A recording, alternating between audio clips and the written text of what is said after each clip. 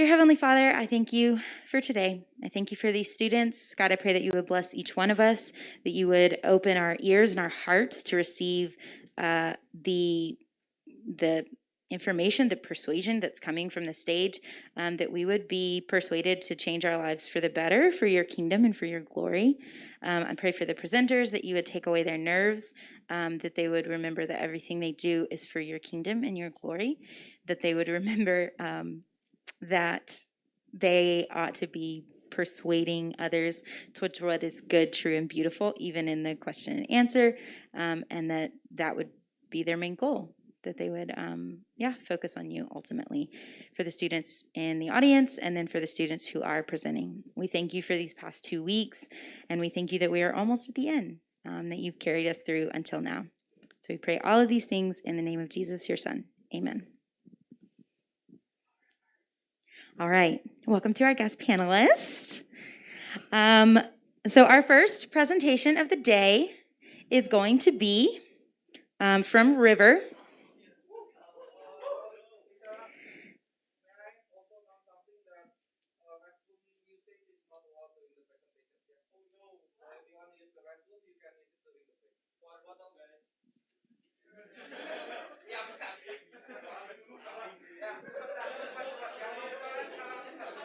No running in the New Life Chapel. Also, don't listen to Mr. Abed. Don't use water bottles.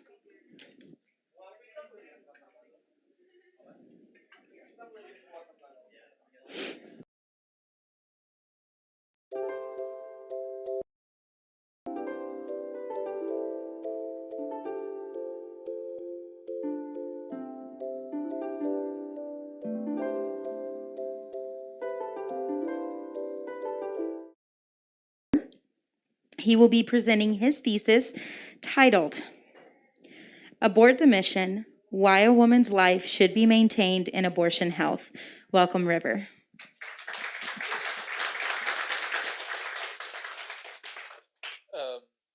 Can you hear me? Hello? Before we get started, I would first like to thank those that have supported me, my panelists, and thank you, my guest panelists, for coming, my friends who have supported me and helped me with my thesis, and also my advisor, Mr. Felix, who I don't think is you. And I would also like to say sorry if this offends you in some way. I did not mean that. I did not mean to offend any of you. This is just my humble opinion, my take. Imagine being a pregnant woman without the means to support a baby. But despite that, your family insists that you keep the baby since abortion is against their beliefs. You realize the gravity of your situation and feel the pressure crushing down on you. As you think of both situations, the pros and cons of it. And after thinking for so long, you reluctantly decided that an abortion might be for the best. So next day, you head to an abortion clinic only to be instantly denied one upon arrival. Heartbroken, you head back home, just to be bombarded by insults and hatred from your family since they found out that you went to an abortion clinic. Your whole life, all your connections with those around you, instantly ruined because of one abortion attempt. This is not just a story. This is a waking nightmare for a lot of women living in the United States. As anti-abortion laws are gaining traction, it is only a matter of time before the snowball becomes an avalanche. First off, I would like to say that, just like many of us here, I agree that abortions are certainly immoral, and if at all possible, we should not get any abortions at all. But there are people who genuinely need it, and I believe that we as Christians should at least tolerate what these people want. So in my thesis, I will not be discussing the morality, since I truly believe it's immoral, and I will be discussing about its legality and its benefits for women. So, in the case of a self-defense abortion, I believe that it's most important to maintain the woman's life, and prioritizing a woman's life includes access to safe and affordable abortions and limiting harassment and discrimination. First off, what is an abortion? An abortion can be defined as ending a pregnancy with intention, and it can be done safely or not. A safe abortion is done by a medical expert in a certified medical place, and an unsafe abortion is the opposite. Now, some background to abortion in the United States.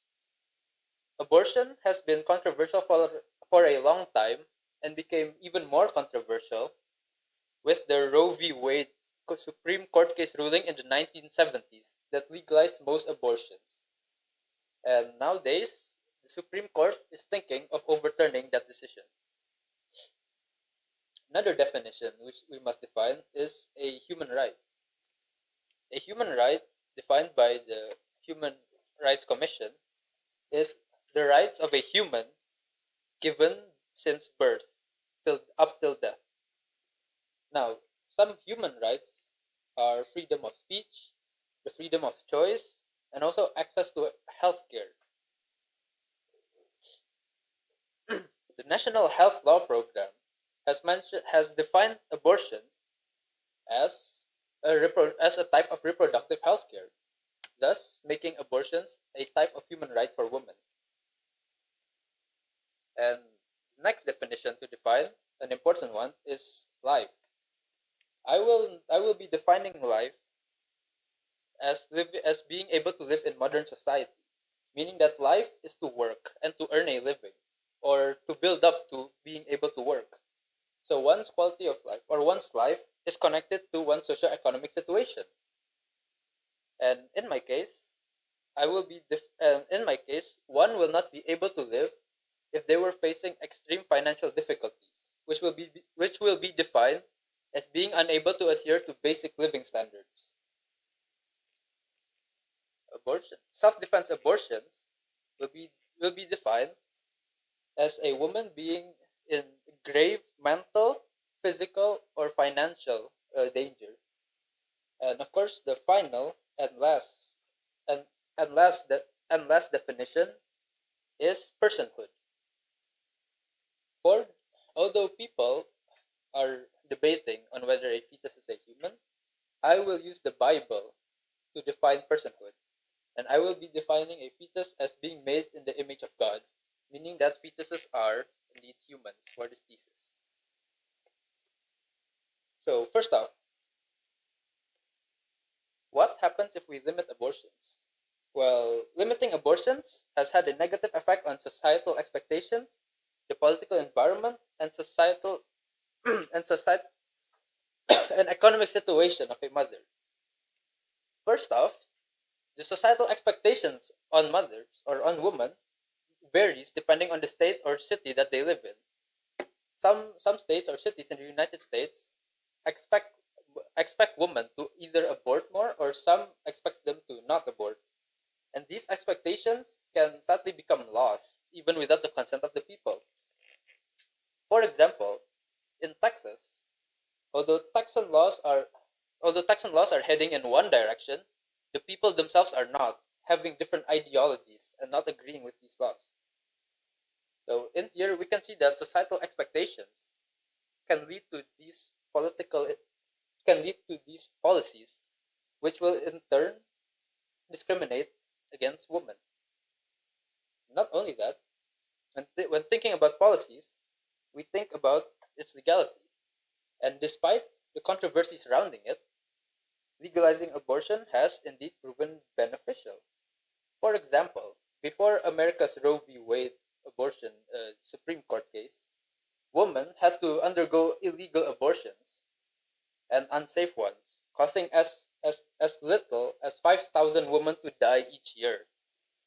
And not only that, even now in this year, developing developing areas such as Latin America and Southeast Asia that have illegalized abortion have a 55% unsafe abortion rate.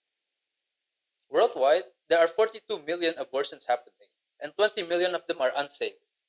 And out of this 20 million, 97% comes from these developing areas. And these places have, and in total, there are around 68,000 women dying yearly. When asked this, when interviewed these women, and ask when interviewing these women, it was found that they had to undergo these unsafe abortions because abortions and contraceptives were generally too expensive and frowned upon by society. So in here, we can see that criminalizing abortions have actually has a negative effect and only increases fatalities. Now, back to a developed nation, the United States itself, although the US dollar is a global currency, the US is very underdeveloped in terms of accessible healthcare. For example, the AJMC stated that the average annual income for a lower middle class family is $32,000 to $53,000, and that is barely enough to live in some places and not enough at all in others. A married couple with two toddlers living in Wisconsin could barely live with their monthly earnings, while a couple with an infant living in San Francisco spends more money than they earn. Now, we know that just trying to live normally is already expensive. And when we add healthcares like abortions, it becomes very unfeasible. Because Compass Care stated that abortions can cost anywhere from $350 up to $3,000. And even with health insurance, one can expect to pay up to $1,000, as local politicians can tamper with these prices. And if you think that an abortion might be too expensive, the one of the only other options a woman can do is to give birth herself. Now, giving birth is an expensive option since hospital bills are expensive, and even if you get an organization to pay for it, raising a child is still unfeasible for many lower sorry, raising a child is still too ineffective for many women, as it is too expensive. Studies have shown that the average amount of money spent to raise a kid to the age of 17 is $175,000. So in here, we can see that although abortions might cost more in the short run, it is more economically wise for financially incapable women. To back away from financial difficulties, there are also troubles of discrimination because discrimination in terms of abortion is rampant and detrimental to a woman's life. One such discrimination that can be seen in America is workplace discrimination, where employers discriminate against these pregnant women. One legal case that happened was the Doe v. Cars Protection Plus Inc. case, which goes that Doe found out she was pregnant and her child had a lot of deformities. She requested a medical leave to get an abortion from her company. They agreed, but fired her shortly after her abortion. Things like this can happen and are detrimental to women, since when one is fired, they lose their ability to live. And it does not help that finding jobs, especially good paying jobs, is very hard now in America. This creates a dilemma for a lot of women. They could either remain in these toxic workplaces, or they could quit and lose their financial security. In here, we can see that discrimination in terms of workplace causes a lot of unemployment and psychological issues. And unemployment in turn causes both mental and physical issues. And contrary to popular beliefs, harassment can also stem from friends and family, and also even those around you, like your spouse. The Hill stated that a woman a woman told her friends about her abortion, and two of them instantly cut ties with her. Not only that, an online survey found that half of their respondents had negative experiences with their family because of abortions, and one third of them did not and 1/3 of them did not have any more activities to do with their family. And for partners, cases have found that abortions can cause decent partners to turn cold and violent, and abusive partners can turn even more abusive because of abortions. These things are, of course, detrimental, as the feeling of loneliness can lead to anxiety and depression. And bad partners themselves can cause relationship issues, meaning that if a woman wants, meaning that it would be harder for a woman to get a family in the future. Finally, back to the legality of abortion itself. I believe that the entire United States should legalize abortion. First, legalize self-defense abortion in terms of socioeconomics. One such country that already does this is England. England has legalized abortion only for socioeconomics, and England also has good and concise laws regarding it. The 1967 Abortion Act stated that an abortion can be done if two doctors agree to it. And not only that, England has the NHS, which funds 98% of all abortions, with 2% being privately funded.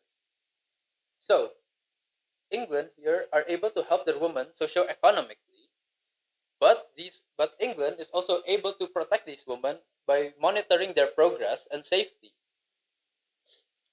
On the other hand of the spectrum, there is Iran. Although Iran, like many Middle Eastern countries, had progressive laws on abortion, they drastically changed it. The Iranian government themselves stated that in an attempt to boost their population, they decided to make abortions much stricter.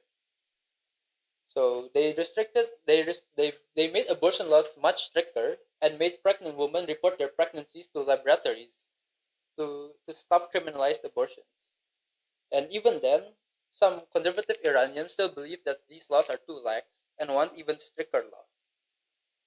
Now, these laws might seem like it might work at reducing abortion rates, but it doesn't. Although legal abortions dropped to 9,000 in a year, unsafe abortions raised up to 300,000 in a single year. So not only is this law ineffective at reducing abortion rates, it just increases its danger. It oppresses women, treats them like objects, like birthing machines, and and it also does nothing. It just makes things worse. And now, the U.S. I think that the U.S. itself was too lax on its laws by legalizing all abortions, and I do not agree with it. But I believe that its current stance on illegalizing most abortions is also bad. Guttmacher stated that as of the 25th of March, 2022, 525 abortion restrictions have been introduced in 41 states. So we can see that criminalizing abortions is drawing near, and America might become something like Iran. But there are organizations and individuals who are fighting against these laws. Organizations such as Naral Pro Choice and Planned Parenthood help women by giving them information and financial help. Individuals, citizens, can show their support online or through rallies. And influential individuals like the current president himself, Joe Biden, have shown their support for keeping abortion legalized. Over time, with all of this support coming in and people talking more and more about abortion, it will only be a matter of time before stigma around it and, in turn, harassment and discrimination will dissipate, causing for a less judgmental society. Now, you might think that, alright, some of you might think that maybe self defense abortions are alright, but wouldn't an abortion cause mental health problems for a woman? And the answer is yes. Women react to abortions differently. Some women have negative experiences with abortion, and some have positive ones. And it is also true that these negative emotions that women feel can last for a long time. But research has shown that this should be a rare case, since it is quite easy to help these women who are in trouble. Women in these situations need a lot of emotional support from those around them, from their friends and family, to know that so that they know that they are validated and accepted.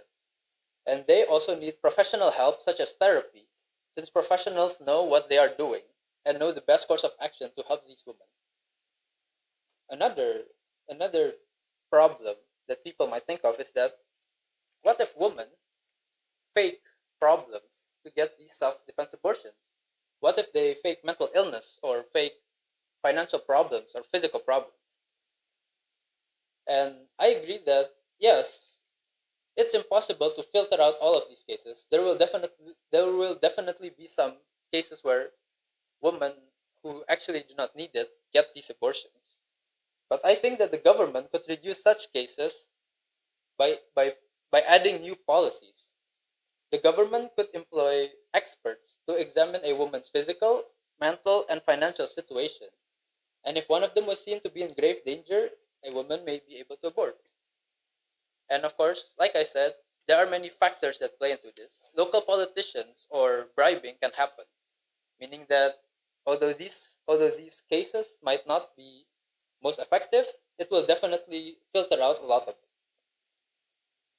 In conclusion, women in the United States face a lot of socio-economic difficulties, and illegalizing or criminalizing abortion around the world has proven to not be useful or has proven to be inefficient.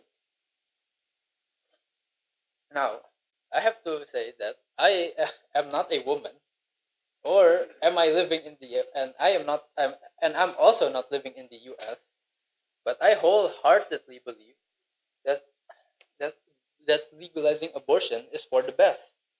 And I also hope for a future where women can prioritize their safety without opposition. And for some call to action, the United States citizens should stand up and think about the United States citizens should stand up for their fellow women and think about these situations themselves. They should educate oneself of such cases and talk openly about abortions to reduce stigma. And the government themselves can help by, if at all possible, they should reconsider their laws on the grounds of medicine and provide financial assistance to women who might want to have children or those who want to have abortions. In the end of the day, I and many other people believe that abortions are a reaction to an unwanted pregnancy or a complicated pregnancy. So if we truly want to reduce abortion rates, what we need to do is reduce these complicated pregnancies. We can do so by subsidizing healthcare, better sexual educations, increasing minimum wage, religious studies, somehow changing the free sex culture, and a well needed better foster care system. So, in the wise words of the 44th President of the United States, Barack H. Obama, change will not come if we wait for some other person or some other time. We are the change we've been waiting for. We are the change that we seek. Thank you.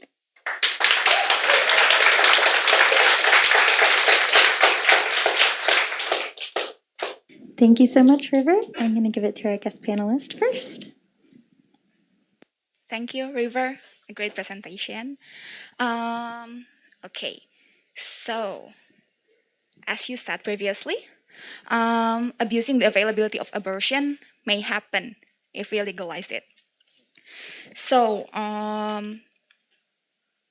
however, if there's a person who is in dire need of abortion, and yet she wasn't judged qualified by the experts, what do you think you will do to prevent her to turn into illegal abortion? Thank you for the question. For such cases, if the government knows it, well, they could help these women get these abortions in other states or other cities. Because, yeah, as I said before, politicians might tell these experts to like not allow any abortions, and women who really need it might not be able to get it, and they can ask for help from organizations or the government, or they can try to going to other cities or states to get these abortions. Okay, and what do you think are the strong reasons to qualify someone to have an abortion? All right.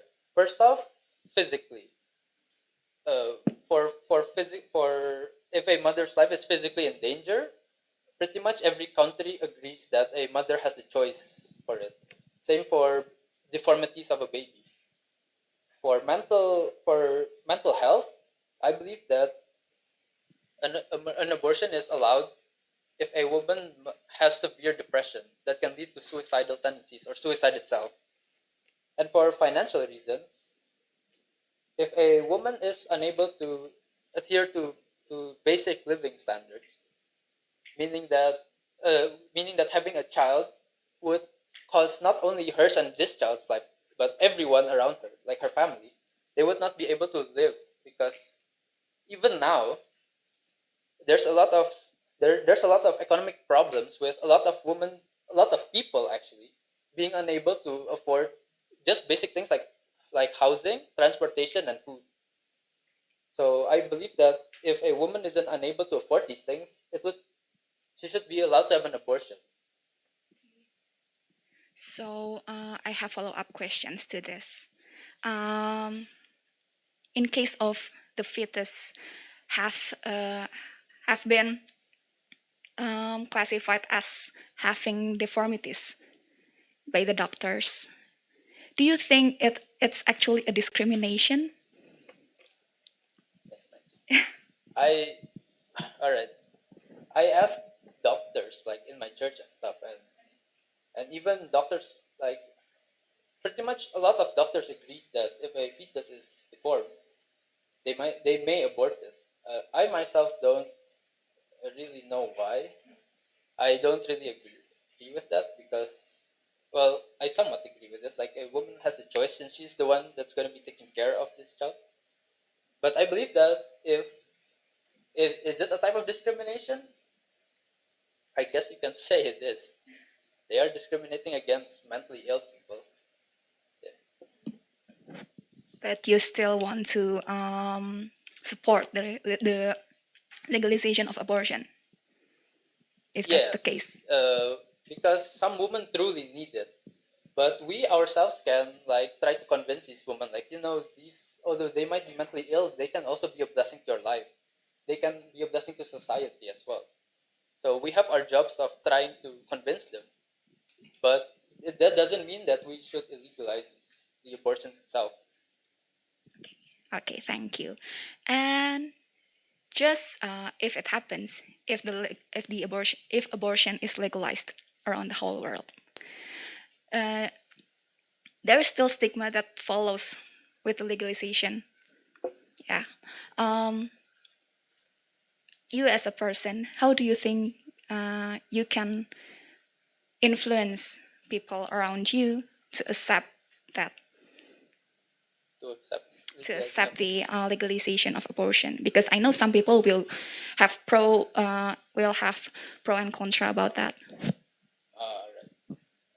First off, I think the statistics itself about unsafe abortions and illegalizing abortion is more than enough proof that legalizing abortion itself does not reduce abortion rates. So what people like pro-life want is to stop abortions itself, right?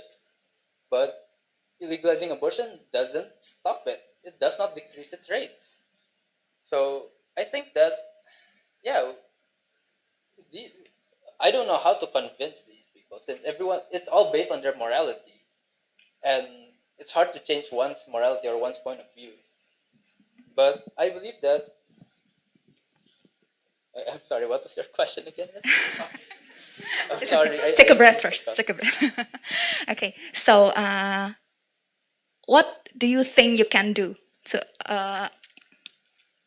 just give me one or two examples of how you will convince the people around you who is very against abortion that this is actually a good thing to be legalized. All right. Thank you, guys. Thanks for repeating. Yeah.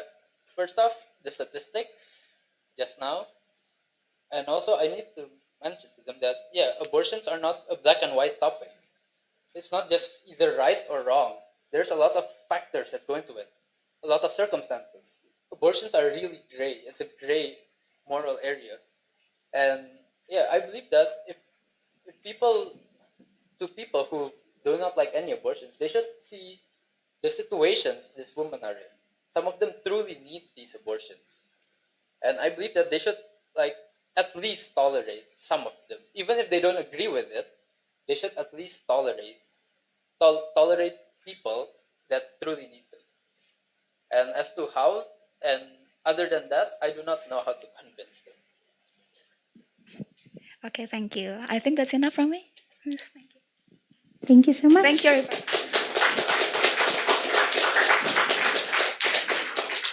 Mr. John, you and I have a total of 12 minutes. 12 minutes. Okay. All right. Thank you for your presentation. I would be really interested to hear about how your view on this topic changed, what information was most influential to you, what information was most surprising to you as you researched this topic, and would you do it again? Thank you for your question. First off, no, I am not doing this again. I tried to push myself to like do a hard topic, and I regret it now. And second of all, there's when searching these informations, a lot of the times we either get like very pro-life or pro-choice, and finding these things in the middle. Like for example, there was a ex-abortion doctor who mentioned that his views on abortion changed after 12,000 abortions.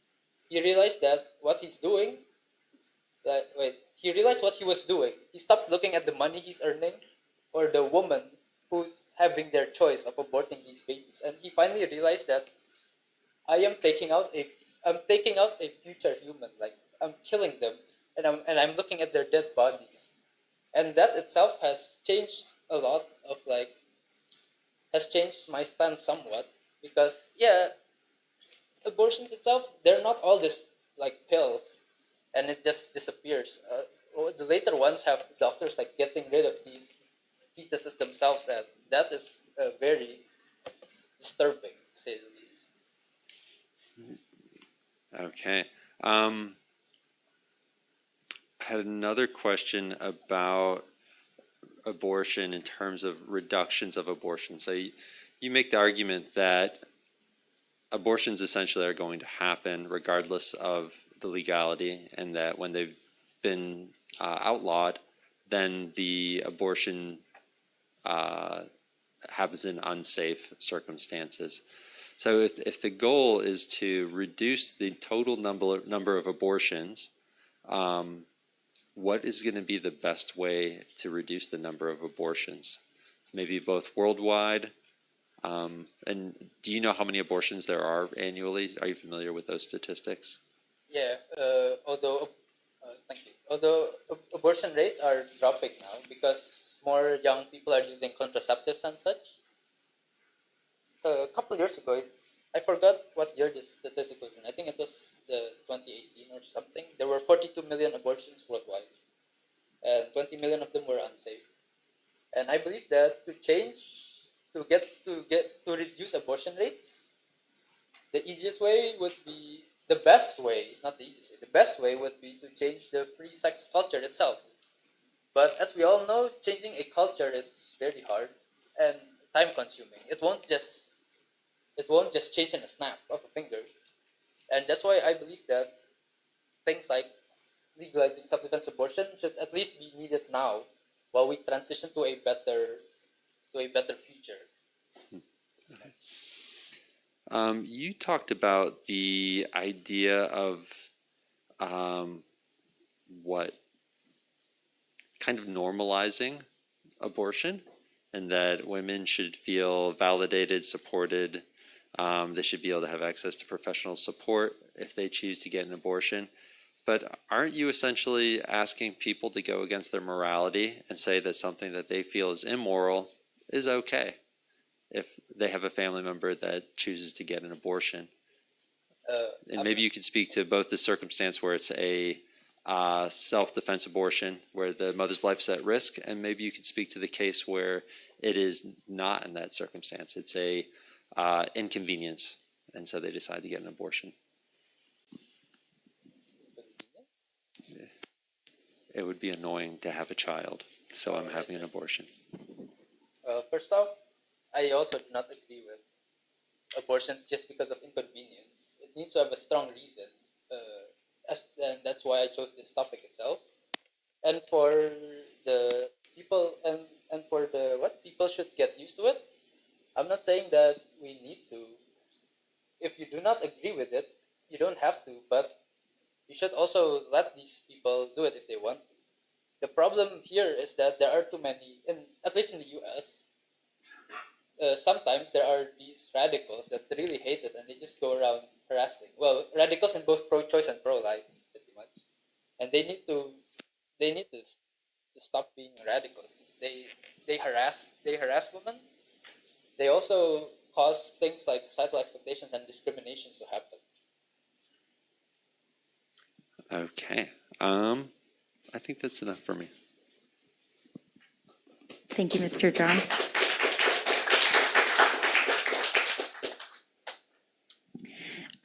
So if you scroll past, if you go on Google and you search fertility rate after an abortion and you scroll past the propaganda and you find actual research, one of the researches that I found is that women who have one abortion, it increases the risk of a preterm birth if later on when they get pregnant. It increases that risk by 25 to 27%, and that's just with one abortion, not with multiple abortions. So my concern is for the women who maybe at that time it is they're financially unstable, but they later on want to raise a family, and then find out that because they had an abortion or because the doctor did something, they can't get pregnant or they miscarry. In such cases, do you still support that women to get an abortion? All right, thank you for that question. Well, well, all right. In that case, I guess no, I do not. I do not think we should tell these women to prioritize it, but doctors instead should tell these women like before they get an abortion. So one of my solutions to this abortion is that to stop women from like getting abortions in the spur of the moment, we should give them some time to think because most of these women already found out they're pregnant in the beginning of their pregnancy. So they have like weeks. I would say that abortions are most morally right and easiest to get before a heartbeat of the fetus is detected, which is minimum 6.5 weeks. So in those 6 weeks or something, a woman should think about it. And me and my advisor came up with an idea that maybe every week she needs to have an appointment with like an expert, like a certain amount of times to really think about it, to really think about her choice itself. Because as we know, and as my friend Davis has said with his mother's friend, I think, people who get abortions can regret it later on. That is true. So this is an issue. This is an abortion cannot be reversed, of course.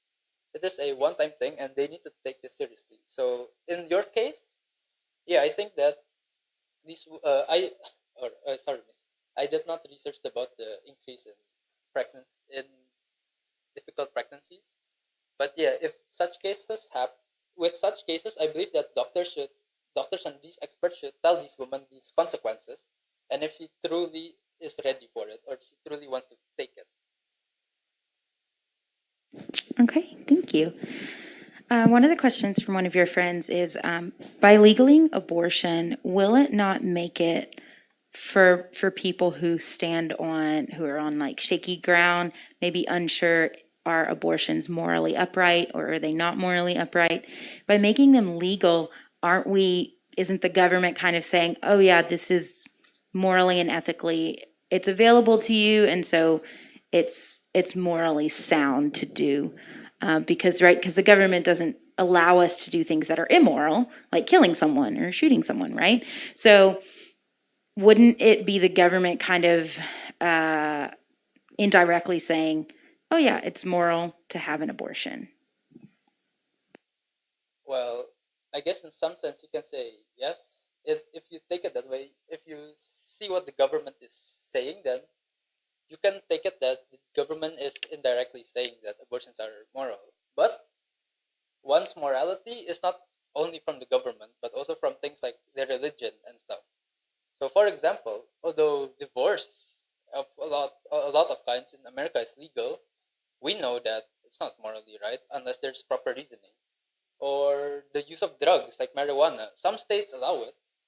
Well, we as Christians know that we shouldn't get addicted or hooked up on those things.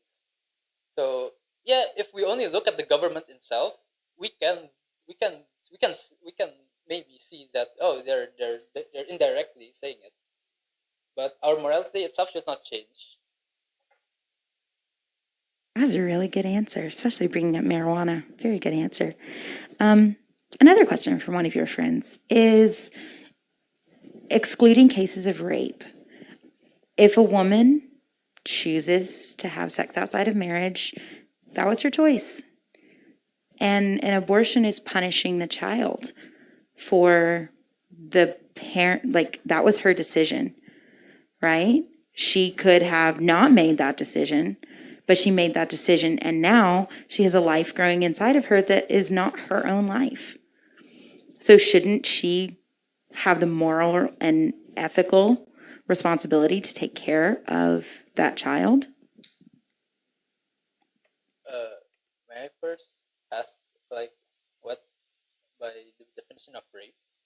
Because there's a lot of factors that go into these unwanted pregnancies. For example, contraception's failing, or sometimes or the males would take off their condoms during sex and actually do those things. I don't know if that counts as rape in this case.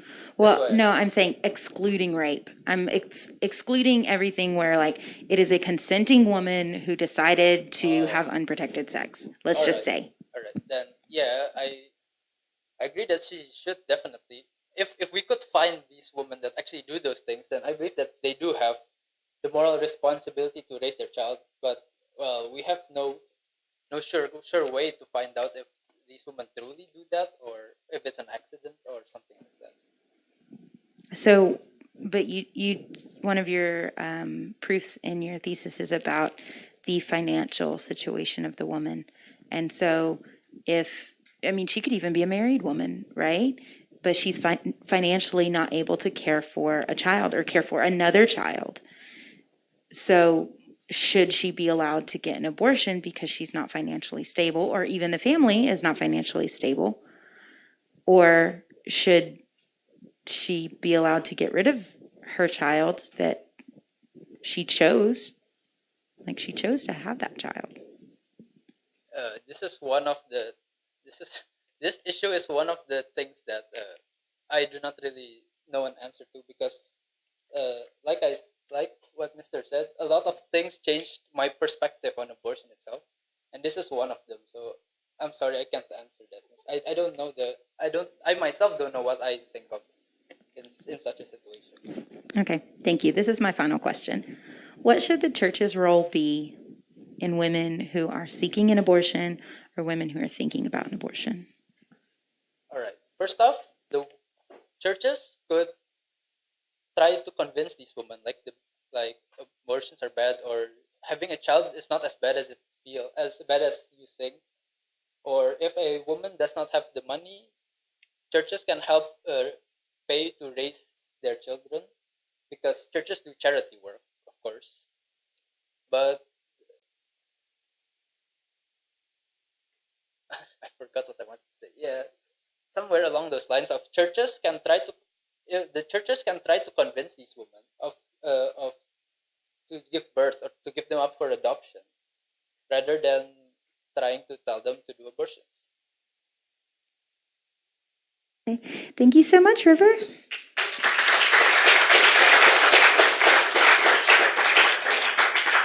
All right, students, you have a 14-minute break.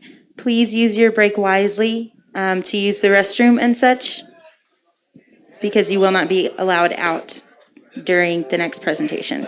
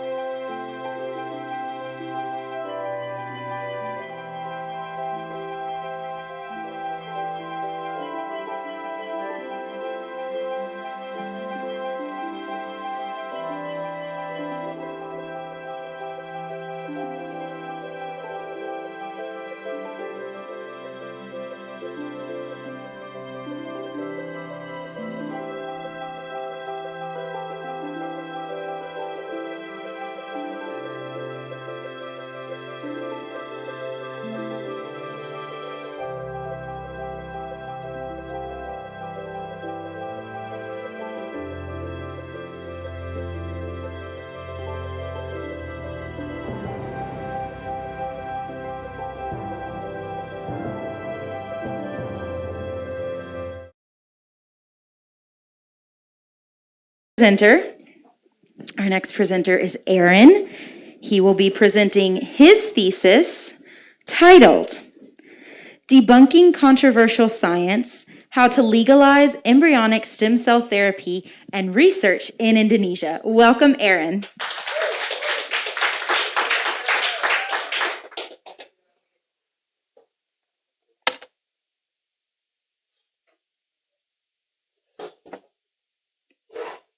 Okay, good morning, everyone. Welcome to my thesis presentation today. And I would first like to thank my respected panelists, Mr. John, Ms. Leila, and Ms. Woody, for giving your time to listen to my presentation here today. And I would like to also thank my beloved friends and also my parents for supporting me in my preparation. And I would also like to thank my panelists who might not be able to attend my presentation here today, but he has been helping me in making my thesis today. Without further ado, let us begin. Imagine yourself in a situation where your 80-year-old grandmother is diagnosed with congestive heart failure. Doctors suggest a few possible treatments that could potentially help reduce and prevent further damages caused by the already existing failure. The first possible treatment is to do a coronary bypass surgery to replace the damaged and blocked arteries of her heart. However, due to her age, doctor came to you stating that even after surgery, they cannot guarantee that similar failures would not occur once more in the future, since grafted tissues from other parts of the body are not as strong as the heart's natural counterpart. However, in an attempt to save her life, you and your family finally decided to agree on doing the surgery on her. Time passes by, the doctor returns, and you find out everything went terrible. The surgery was a failure. It could save her only a couple of minutes for her final sight of this beautiful world. This is not the world we live in. As a matter of fact, stem cell therapy has been shown to successfully dissipate chronic heart issues of patients from all over the world. As a matter of fact, a type of stem cells called embryonic stem cells have replaced copious amounts of damaged heart muscle tissues in older patients for almost a decade now. Though, due to recent ethical disputes, these types of propitious cells were banned in many countries, which made it less accessible for current scientists to conduct extended research on them. Even though this case does not apply for all men, it surely still happens and may be often deadly. Thereafter, recalling the remarkable benefits that ESC provides, or embryonic stem cell provides for humanity, Indonesia must legalize the research of ESCs and start using it as a therapy. Before exploring the reasons of this legalization, one must understand its background and context.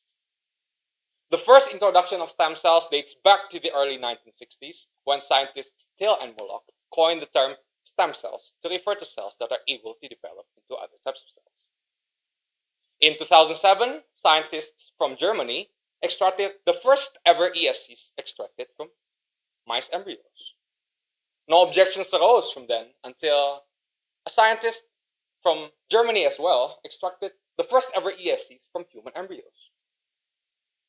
Based on their replication ability, cells are classified to at least three types: multipotent, pluripotent, and totipotent. The term multipotent refers to cells that are able to develop into other types of cells specific to their location of extraction. Being pluripotent means these cells are able to develop into literally all kinds of cells with an exception, that is the placenta. Lastly, totipotent refers to cells that are able to develop into literally all kinds of cells without exception.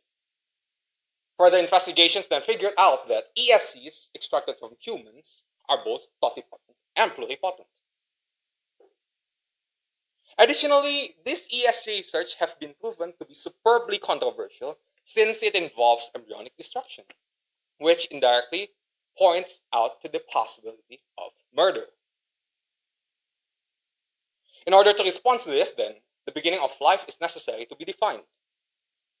According to the utilitarian Christian perspective, that I'm taking. God defines the life of humanity beginning from the moment when we are in our mother's womb. Also, hence, in this thesis, life starts during fertilization.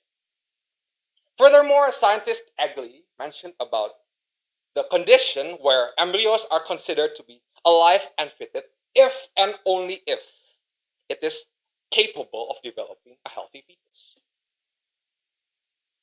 In consequence, defective embryos cannot be considered to be a living organism, since it is not capable to develop into a fully functioning human. According to scientists as well, cells are classified as adult stem cells, or ASCs, only if they possess multipotency. However, during these presentations, only two types of it will be discussed. First, MSCs, or mesenchymal stem cells, which are extracted from the bone marrow and are responsible for the development and formation of skeletal tissues. And second, HSCs, or hematopoietic stem cells, which are stem cells that are able to develop into all types of blood cells. In Indonesia, to be particular, these cells were already researched and even used for therapy. As a matter of fact, the Board of Trustees of the Indonesian Stem Cell Association shows that the number of teaching hospitals utilizing this as their research is incredibly increasing, with each developing stem cells for cancer, second-degree burns, diabetes, and etc. Despite all that, how are ESCs extracted? What makes it so problematic that Indonesians chose to ignore it? The whole process of this formation begins with the fusion between male sperm cells and female egg cells, either in vitro or inside the lab, or in vivo, inside the mother's oviduct. At this stage, the zygote or fused cells will be called a blastocyst, which are a sphere of cells with inner cell mass, or ICM, that would eventually form the fetus's internal organs. This then would be the actual source of pluripotent ESCs. As a matter of fact, moreover, Article 7 of the Indonesian Patent Act law stated that Indonesia has not given any patent for living organisms because it violates the morality and ethics issue. Article 64 also violates Article 70 also violates all sorts of abortion, and hence, because ESCs are extracted from human embryos, ESCs are banned in Indonesia. As a matter of fact, research also shows that embryo-like cells can still be harnessed without the involvement of the death of fitted embryos. Recent advancements in genetic technology have enabled scientists to synthesize induced pluripotent stem cells, or iPSCs, from regular body cells. In spite of that fact, though, iPSCs have not gained clinical usage from the government, since it still has unexpectedly elevated risks of refusal from patients. To be exact, 70% higher than regular stem cells. Alas, ESCs, when thoroughly examined and studied alongside iPSCs, could unlock pathways towards brand new life-sustaining treatments for the formerly incurable disease. In IVF also, doctors would extract more than one egg and one sperm cells. Blastocysts taken were either defect or capable of developing into a fully functioning human.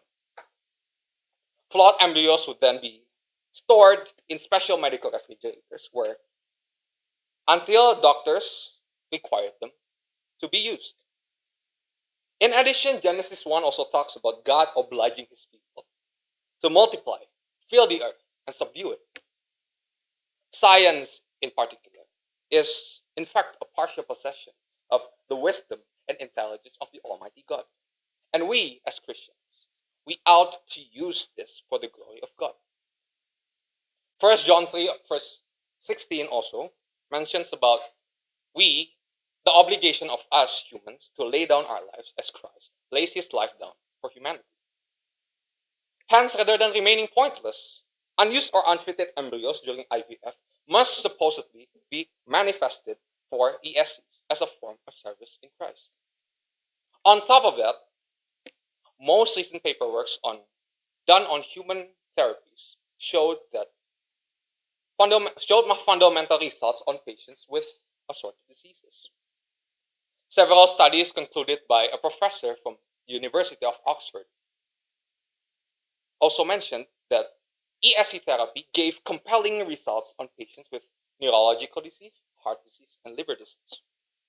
ESC-derived cell therapy has also been shown to provide compelling improvements in mice and humans with acute heart failures.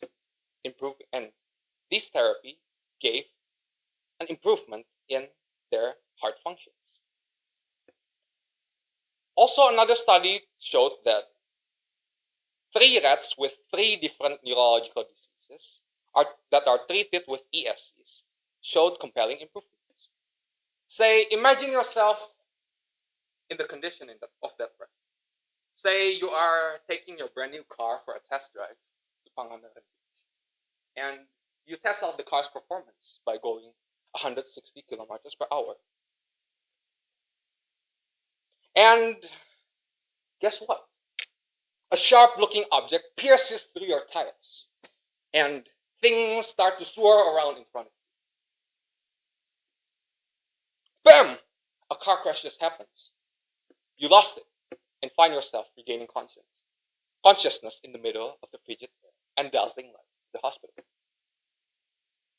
Whack! Again, down you go after you're trying to stand up to go to the bathroom. Terror gushes in like you are in the middle of a cackle of ravenous hyenas.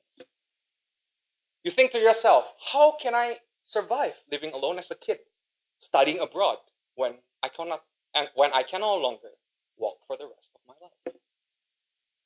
Semantically speaking, studies shows direct solution to this issue. Patients treated with 4 consecutive ESC treatments showed that 3 out of 5 patients regained their ability to walk from previously being incapable to even withstand their own body pressure. Some were even able to run on treadmills again after having a severe spinal cord injury. Moreover, research also backs up the benefit of HESC treatment, or human embryonic stem cell treatment, in mice and pigs' liver functions. In fact, these cells rescued the liver functions of these 2 animals from previously being in the condition of dying. Interestingly as well, several countries have conducted deep and thorough research on ESCs. In Germany, the first extraction of embryos dates back to the early 1990s from surplus IVF embryos. This raises demonstrations from specialists of ethics, religion, and economy. In response, the government issued the Patent Act of 1990 that permits ESC isolation from only aborted and defect embryos. A study by Wang even reports an association between miscarriage and transfer of either fresh or frozen embryo. 50,000 pregnancies were analyzed and thoroughly examined from the year 2004 and until 2008 in Australia and New Zealand. Data shows that frozen embryo transfer correlates with a 14% higher risk of miscarriage in women ages 18 to 40. Hence, though frozen embryo can still be utilized to aid infertile couples, a general scientific law cannot be formulated to uphold an embryo over the other in terms of healthy birth rate success. Data also mentioned that half of the total population of 20 to 80-year-old Japanese people agreed that they must one day use spare or defect embryos for ESC research. In the early 2000s, based on its bioethics advisory committee, Singapore also issued a policy that are similar to other ESC permissive countries. ESCs then also been shown that 73% of 236 scientists in this country from both either ESC authoritative or intolerant countries agree that they must again one day use ESC as their groundwork of research. ESC has such strong potentials that scientists even move to permissive countries to get their hands on the matter. Indonesia, in particular, is not immensely left far behind in stem cell research. However, the issue was with the dependence of Indonesia towards other countries like Singapore. Over 95% of Indonesian stem cell facilities were taken from those countries. And the risk of damage from transport and environment is unexceptionally high. Thus, instead of sending teams on investigation to search for organ donors, why not use these straggling embryos rather than leaving them just as mere wastes? Now that arguments have been thoroughly considered, a thoughtful reader will consider some other possible justifications. Over the course of time, scientists have argued the benefits of ASCs, or adult stem cells, if you remember, over ESCs for therapy. A study made on a group of rats with kidney diseases that are treated with both ESCs and ASCs showed that ESC, or embryonic stem cells, is 10 times much more effective than ASCs. Indonesians, to be particular, whose citizens are mostly Muslims, supposedly have no issue with using spare embryos for ESC extraction. In fact, the Al-Furikian letter in the Quran, verses 68 to 71, mentions that severe punishment is only given to those who kill those whom Allah has forbidden with unrighteous intentions. Contemporary utilitarian Muslims mentioned that if destroying embryos is proven to be much more beneficial for the sake of public health, then ESC extraction cannot be an inappropriate thing to do. However, majority of Indonesians are middle to low classes. Should Indonesia really focus on ESC research? Since the head of orthopedic and traumatology in the University of Indonesia mentioned that stem cell therapy costs 50 to 100 million rupiah. Even COVID cases in March 22 reached about 400 deaths. And it also reaches 65,000 cases in the same month. Indonesia then has to focus finding ways to eradicate the disease by advancing therapy and increase places in hospitals. A study then mentioned that MSCs, if you recall, mesenchymal stem cells, have improved the survival rates of COVID patients by approximately 70%. MSCs have shown significant results. Given that ESC possesses a higher pluripotency, it will most likely be more effective. Nevertheless, this paper does not argue on putting ESC research as a main priority, but rather on its legalization. ESCs is still an excellent choice for saving the lives of many, and I believe that saving the lives of many is the goal of every nation, right? Subsequently, although ESCs may be debatable by various sects, mentioned studies have found out that its benefits exceed that of the known alternatives. Utilitarian Islamic moral law does not condemn the utilization of unfitted or defect embryos for a greater good, that is, for treatment and research. In Indonesia, if MSC therapy even led to improvements in COVID patients, why not utilize its pluripotent version, ESCs, since IVF in Indonesia is incredibly increasing? Big developed nations like Singapore, the UK, Japan, Germany, and much more have accelerated research on these ESCs with a policy stating that only spare, defect, or excessive embryos could be used for research and therapy. On the other hand, Indonesia has not set their eyes on this promising scientific agent and instead proceed with research on other types of stem cells. Stem cell therapy in Indonesia is still rather uncommon, since education in Indonesia regarding stem cell is incredibly lacking.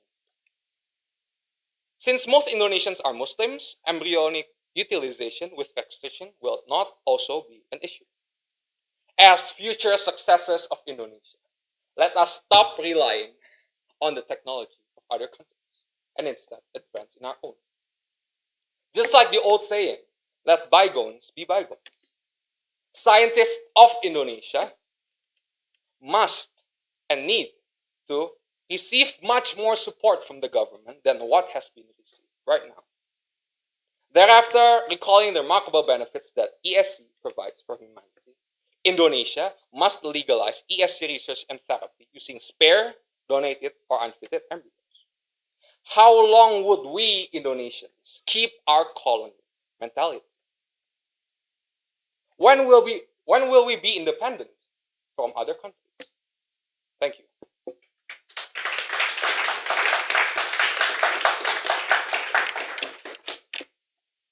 Thank you, Aaron. I'm going to give it to our guest panelist first. You have 7 to 10 minutes. Test. Okay. Morning, Aaron. This is very interesting topic. I hope we can have good discussion about this. You mentioned in page 4, if you see there, it says that flawed embryos would be stored in special medical refrigerators until some occasions require doctors to use them. The question is, what criteria do the scientists use to classify embryos as flawed or healthy? Thank you for your question, Sully. I didn't have the time to mention this in my presentation due to time constraints, but I have researched about it, and data shows that among scientists, they have agreed that flawed embryos are actually embryos that are incapable of forming 3 layers. That is mesoderm, ectoderm, and endoderm. That is just a stage after, if you recall, blastocyst stage. There's another stage where embryos would then develop these 3 layers. And if scientists have found that these embryos are not capable of developing these 3 layers, it cannot be a fully functioning human. So these embryos are considered defective. That answers your question. Okay, thank you. Did you also did research on if there are reasons why these embryos cannot grow or develop normally or into these 3 layers? Is there any specific reason why? Actually, since these particles are extremely small and they develop very, very fast, scientists cannot actually detect the reason until today, specifically why embryos cannot develop these 3 layers.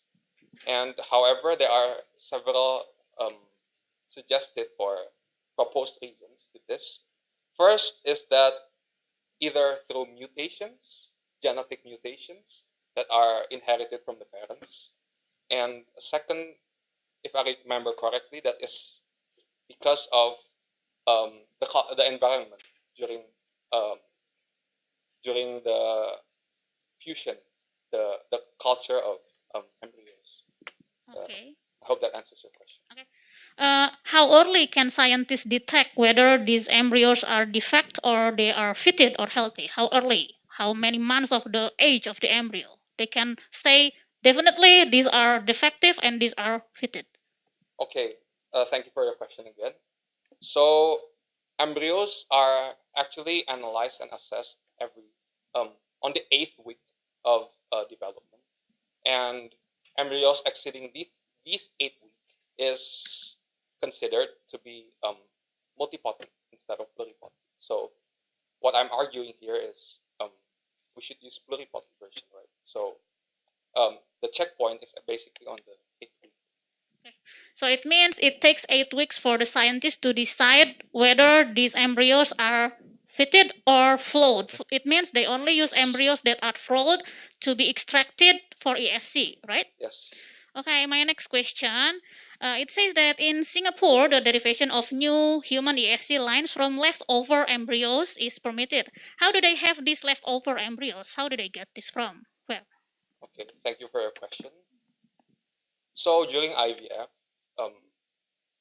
doctors would extract more than a single sperm cell, an egg cell, if you recall my presentation before. And this is for the purpose of re-injecting later on re-injecting the embryos to the mothers of the dog. Because not all embryos are capable of developing into a fully functioning human. And if defect embryos are injected to the mother's uterus, it could cause extensive problems and even lead to the death of the mother. So basically, what I'm trying to say is that these embryos cannot be guaranteed to be healthy or defect, and hence doctors extract more than one egg and sperm cells, and fuse them. In page 7, you said that over the course of time, scientists have argued over the benefits of utilizing adult stem cells and not embryonic stem cells for therapeutic and research purposes. Why is adult stem cell more beneficial in this case related to? Explain the difference of adult stem cell and embryonic stem cells in their relation to therapy and research. Thank you for your question. So, as I've mentioned before, ASCs have been.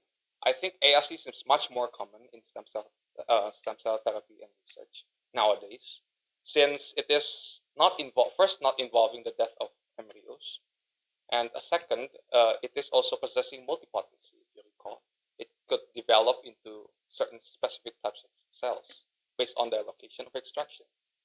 However, as I've mentioned before as well, data shows that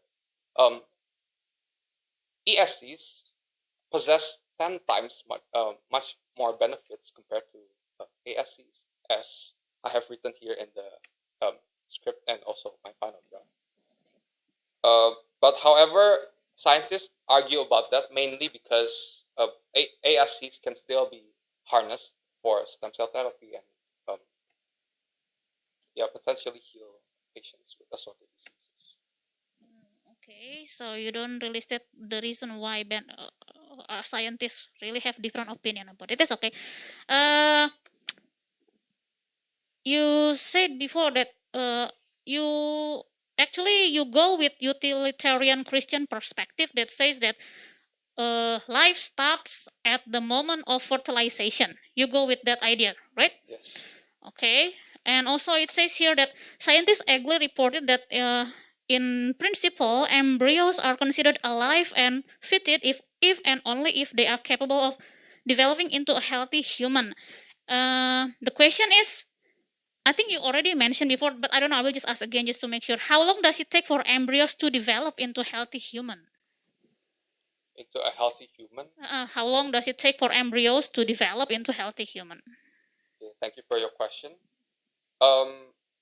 Since the line of the checkpoint of embryos being considered as defect or healthy is on the 8th week, and then furthermore afterwards, these embryos would then develop that 3 embryonic layers I've mentioned before, and that took about a week or two to develop into these 3 embryonic layers, and then these 3 embryonic layers would then form the fetus's internal organs, and hence it becomes a human, a fetus.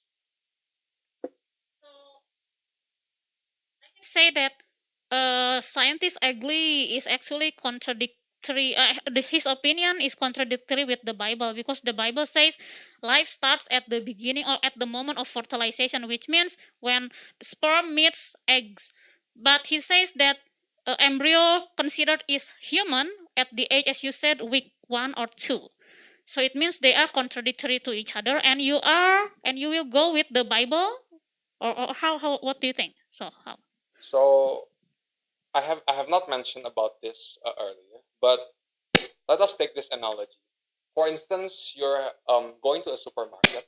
You want to bake your own bread, chocolate bread, and you took all of the ingredients with you, and you bought the flour, baking powder, and yeast, right? And then you come home, you look at the cookbook, you tried cooking the bread, but however, this bread is not able to inflate. You find out that this dough that you make is not able to be inflate. You put it in the oven anyways. My question is, would that still be a bread you are looking for? So this is similar to ESCs, to embryos in particular. Let's say if these embryos are found to be not capable of developing into a fully functioning human, then it is not considered as a human. And hence, here I am arguing that embryos that are not fitted or defect is dead in its sense. Is considered dead. Although I define life to begin at fertilization, but defect embryos, are considered dead. That is my stance, if you understand. Basically, you don't say clearly which idea you agree with, because the It's okay, I can hear you. Yes, I can hear you. So, you don't say clearly which idea you go with, because these two ideas, they don't agree with each other, I think. So if you agree with the Bible, because the doctor life starts from fertilization, it means from fertilization until week 1 or week 2, do you call the embryo dead or alive? Oh, thank you for your question, and I would like to apologize if I might be unclear during my presentation. However, if I may correct you, I'm sorry. I would like to mention that that is just 1 or 2 weeks after the 8-week checkpoint, if you might recall. The one that's considered a human is 1 to 2 weeks after the 8-week checkpoint. So that's about 10 weeks from the moment of fertilization. And also, I would consider embryos that are before the 8-week checkpoint to be alive and still healthy. And those embryos are not the ones that are to be extracted for ESCs, but rather we should still wait for the 8-cell week checkpoint in order to consider whether that embryo would be used for ESC or therapy and research or not. I hope that answers your question. Okay, thank you. It says here that, in page 8, sorry. In page 8, in refutation, you said that, so sorry, I will just skip this because I just got your answer just now. I will just go to the title of your thesis is Debunking Controversial Science, How to Legalize Embryonic Stem Cell Research and Therapy in Indonesia. Has your thesis answered this question? How to legalize embryonic stem cell research and therapy in Indonesia? Because your thesis doesn't talk much about Indonesian context. Thank you for your question. Previously, I have mentioned about the comparison between Muslim perspective and Christian perspective. I have also mentioned that Indonesian citizens are mostly Muslims, and I argued about the Muslim law not contradicting towards the usage of embryos, unfitted embryos, for a greater good. And I have also argued that scientists of Indonesia need to receive much more support from the government. And I have also argued on Indonesia being not setting their eyes on this agent. And my proposed solution is first giving more education to the people, just like the Japanese people who are exposed, to ESC papers and research papers. And also, second, I would like to just encourage people to change their mindsets towards these cells, to just open up their minds to my presentation that defect embryos, should rather be used for a greater purpose than just, leaving them to die as just mere wastes. I hope that answers your question. Last question. In particular, what do you expect the Indonesian government to do related to ESC? Like maybe, I don't know, what do you expect the government will do further in ESC? Okay, thank you for your question. As I recall as I have mentioned earlier, Indonesia has not set any patent law and permission for the usage of ESC in Indonesia, right? Since Indonesian government still strongly bans abortion and still thinks that the utilization of defect embryos for ESC research is a form of abortion, right? And hence, my proposed solution is for the government of Indonesia to just legalize this ESC research and educate the Indonesian citizens that since IVF is increasing, then why not use these embryos for research purposes? Okay, thank you. That's all. I hope you will always do your best in everything. That's all my question. Thank you. Thank you. Thank you, Ms. Uli. All right, Mr. John, we have 6.5 minutes between us. It's not very many minutes. So you brought up the idea of these viable embryos being frozen, right, in IVF, and that provides kind of the material needed for research and for treatment as well. One of the questions that kind of comes to mind is, isn't you talked about there's controversy about the ethics of using ESC for treatment and research, but shouldn't there also be ethical concerns about IVF based on the definitions of life and using conception as the point of life? And then you have all of these frozen fertilized embryos that are not technically alive, but frozen, but not dead. Are there ethical considerations in IVF as well, I guess? And why does it seem like ESC is being held to one ethical standard and then IVF is being held to a different ethical standard? Thank you for your question and observation, Sir John. Here, I would like to emphasize that I am not arguing on the ethics of IVF, since I am just taking the perspective of those who have allowed the usage of IVF and those who have done IVF inside the laboratories. And yes, so basically, I'm just taking the stance of those straggling embryos who have been, under the doctors' maybe possibly agreement towards IVF in terms of ethics. And yes, that is just beyond my scope of thesis, but this would be my answer. Another question, you made reference to the differing laws and the differing ethics requirements in different countries.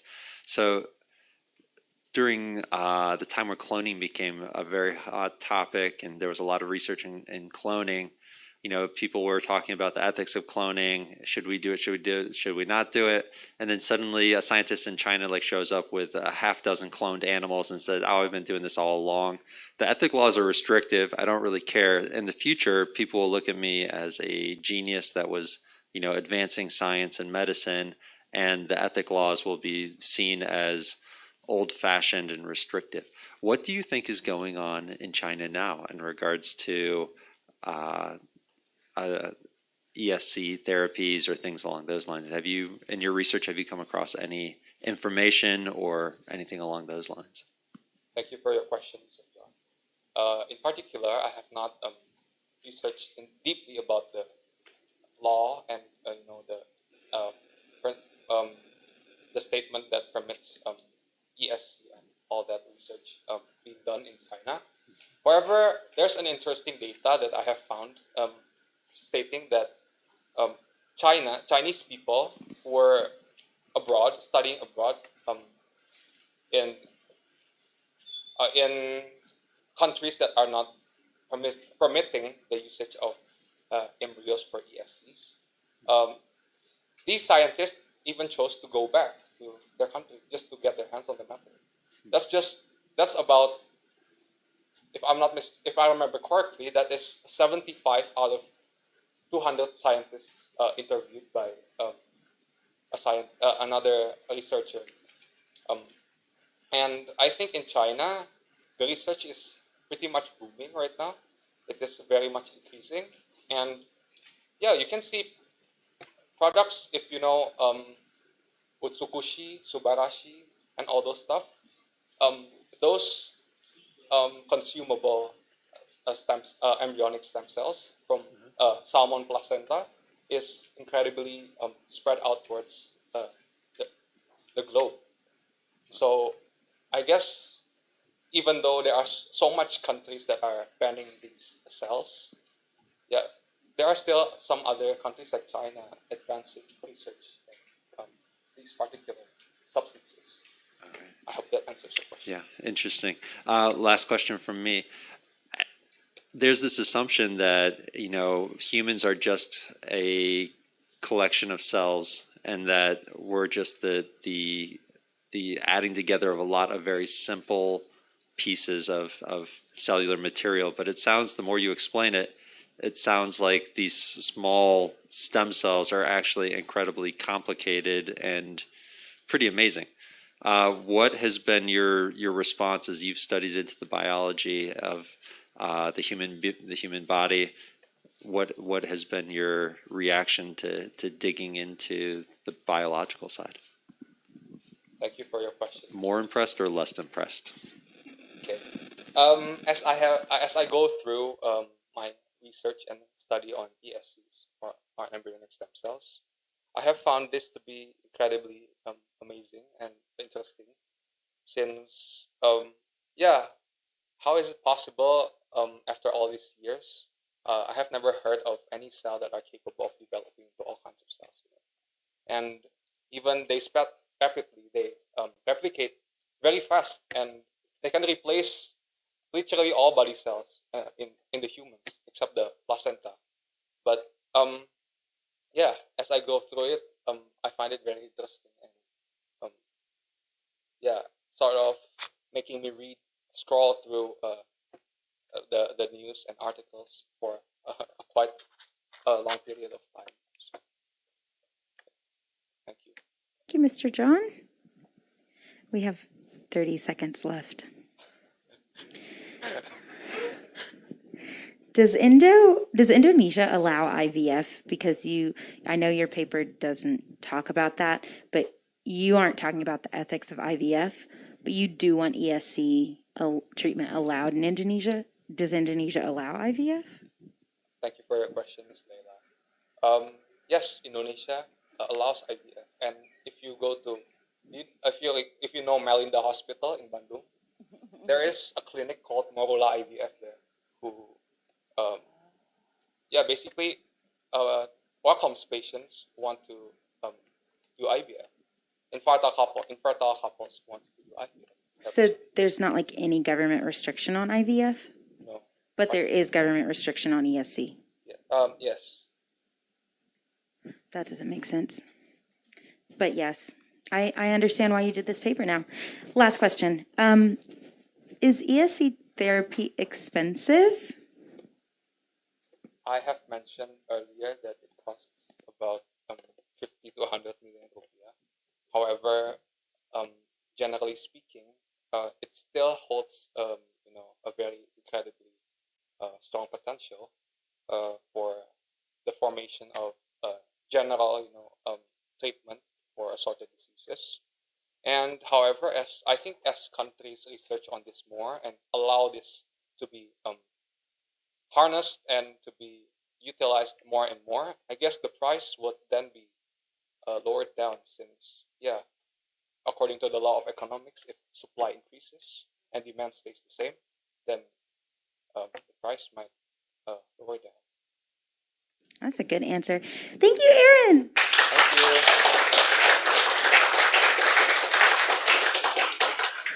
Students, you have 10 minutes until your next presentation. Rafferty.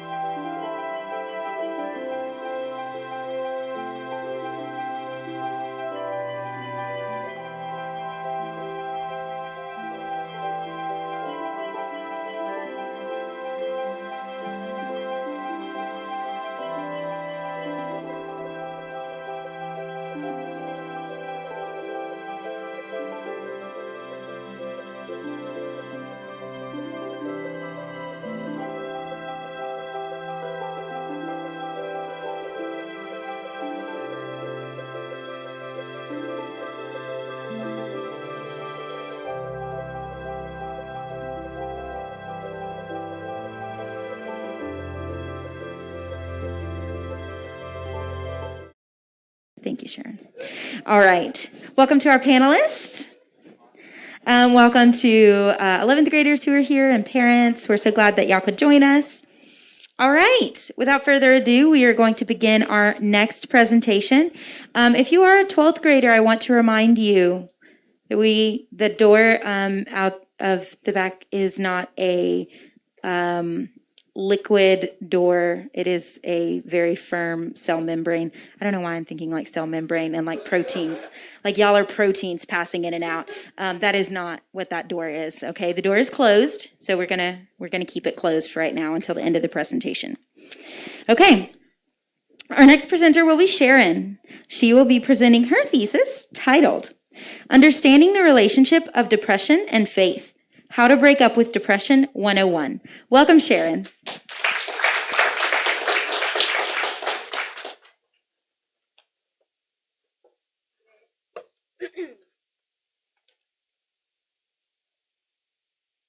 First of all, I would like to thank my friends and my parents who has been supporting me throughout this entire thesis process. I would like also to thank Mr. Tony, my panelist, who has given his time to judge me, and also Mr. Zoran for guiding me throughout this entire thesis process. And I would also like to thank Didi, Echo, and Bobby for being my emotional support. Okay.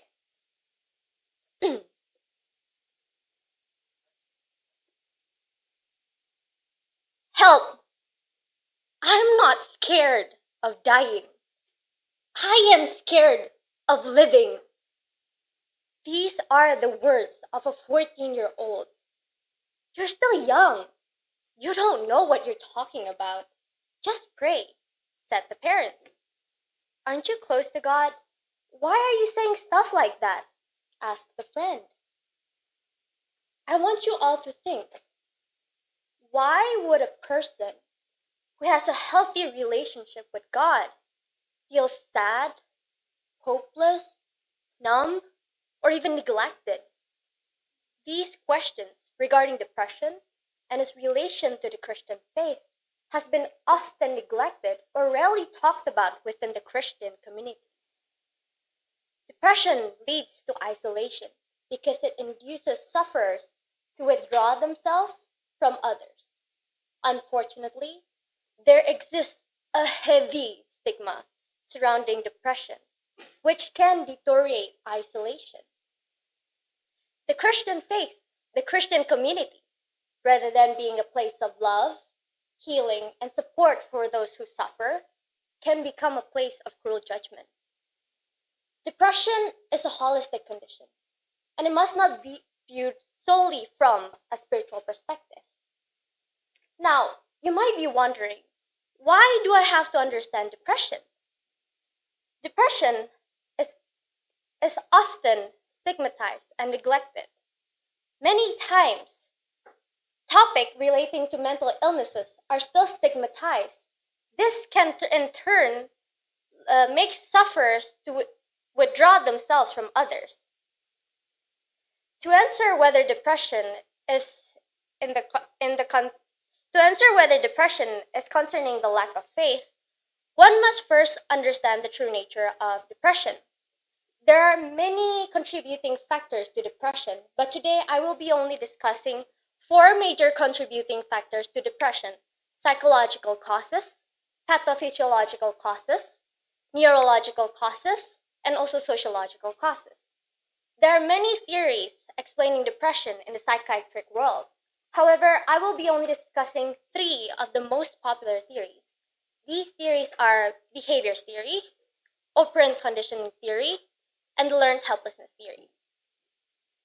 The behaviors theory proposed that environment can shape conduct. In this case, your environment can make you more depressed. Second, the operant conditioning theory. The operant conditioning theory proposed that the elimination of positive reinforcement from the environment can cause a person to become more depressed. And lastly, the learned helplessness theory.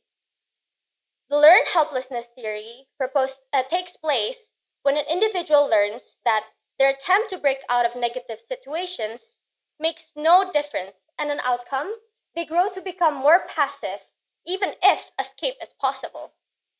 And from this theory, there emerged a cognitive model of the attributional processes from three-dimensional form. These cognitive models are the locus, the stability, and the particularity. The locus is explaining the cause, whether it is internal or if it is external. Stability deals with whether the cause is permanent or a transitory thing. Particularity deals with the cause, whether it is a part of the individual or as the individual as a whole.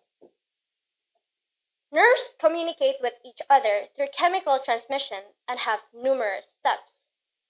They are responsible for long-term and short-term brain function. However, a disruption in a single or even more step of these biological transmitters can cause depression. The deficiency of three essential chemicals in the brain are an underlying cause of depression. These three key chemicals are the norepinephrine, serotonin, and dopamine. And lastly, we jump to sociological causes. Sociological causes are essentially distinctive.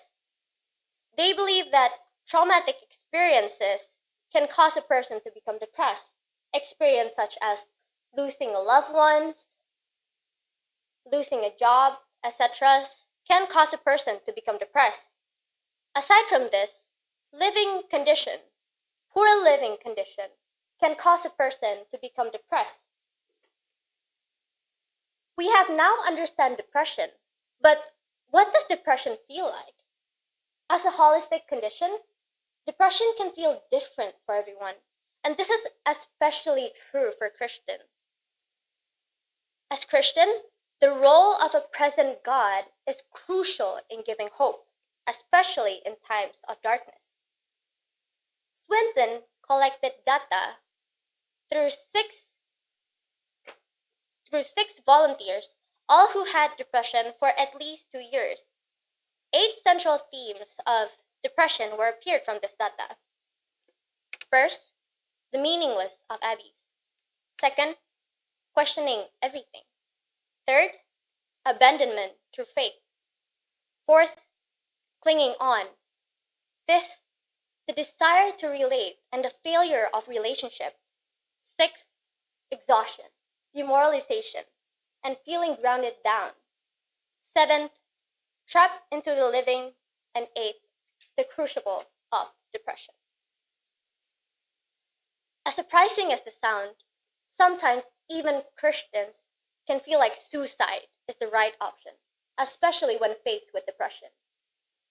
But don't you believe in God? Didn't you say that Jesus was believers' hope in times of trouble? What does this mean? Does that mean that we are unable to believe in God? Does it mean we lack the faith to believe in God? No. The fact is, believers can believe and unbelieve at the same time. If we see the Bible tells us, "For verily I say unto you, whoever shall saith to this mountain, Be thou removed, and be thou cast upon the sea, and shall not doubt in his heart, but shall believe that whatsoever so he says shall come to pass, he shall have whatsoever he saith." If being in faith is sufficient to eradicate any unbelief, then why did Jesus include this part about not daunting in one's heart? This is the reality. We can believe and have unbelief at the same time. Now that we have understand how depression feels, especially for Christians, let us move on to discuss about the solution, how to get over depression. There are many ways in which depression can be treated. However, when depression is treated exclusively through psychological treatment or exclusively through spiritual treatment, its treatment may not bring the best result. In here, I will be discussing 2 psychological treatments, CBT and IPT method.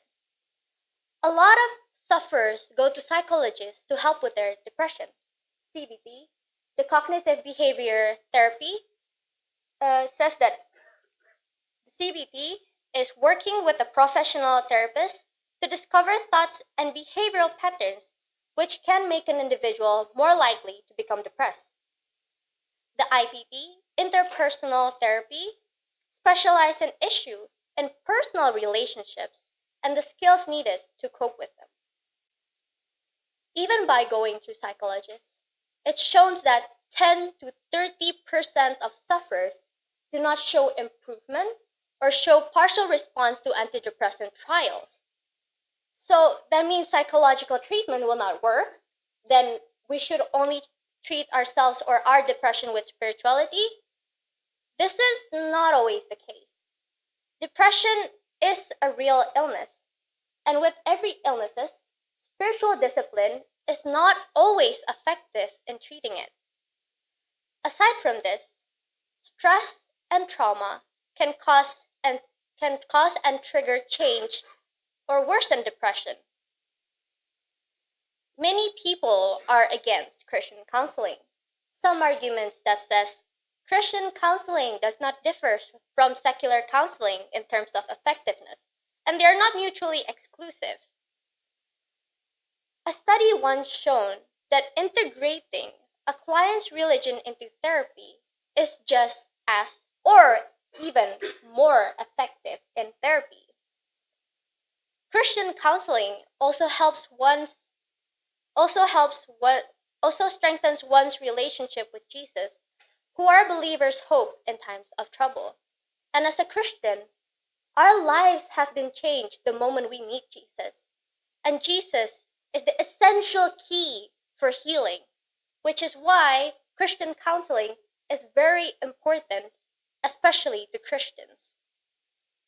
A second argument that is proposed by other people are treatment should not have to be Christian-based because secular treatment is just as effective, and secular treatment is based on data and facts so it is more true or more authentic. Well, one cannot make authoritative claims of right or wrong, claims about human motivation, or what life ought to look like, without having some implicit form or commitment to the truth. Biblical counseling sees the Bible as the authoritative truth over any kind of truths. This means that we are devoted to God's articulation of the mind, soul, and body, the human motivation and human conduct as being authoritative over any forms of truth. We cannot espouse any other seemingly authoritative truth over human conduct and believe that in doing so, we elevate the wisdom of men to the truth of God. We see the scripture teach us that not only are we dead in our sins until Christ makes us alive, but faith in Jesus is the beginning of all authentic change. Therefore, to speak of change, one must speak of Jesus and all his centrality in change. We have first discussed depression as a mental illness. Then we discussed about the experiences that Christians face during depression. Finally, we ended with an analysis of the insufficiency of exclusive secular treatment and the insufficiency of exclusive spiritual treatment to treat depression. But what if nothing is being done? Then people like you and me will fall into cruel judgment of other people and themselves.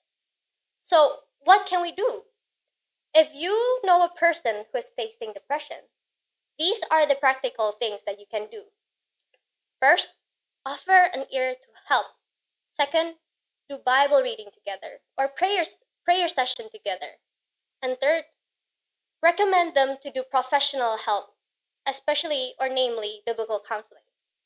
If you are a person who has experienced depression or is experiencing depression, here are the practical things that you can do. First, seek professional help, namely biblical counseling. Second, make sure your physical needs are met, like adequate sleep, enough amount of food, etc. And lastly, continues to pray so that hope does not leave your side. Faith does not imply trusting God to stop the storm, but it means trusting God to walk with us through it. In the same way, fighting depression with faith does not mean that God will stop our depression, but it means we trust God to walk with us through it. Thank you.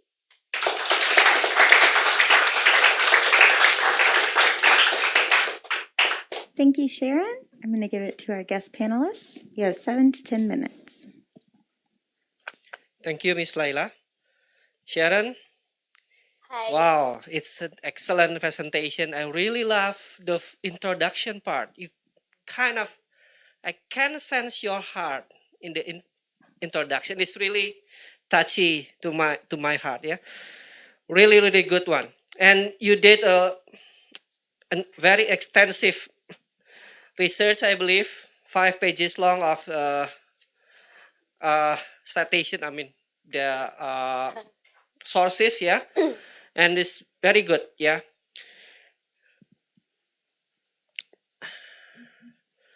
I would like to ask from, yeah, again, I agree with your thesis completely. And I think this is a message that we as a Christian needs to hear. My question, some of the question is clarification so that people can understand more.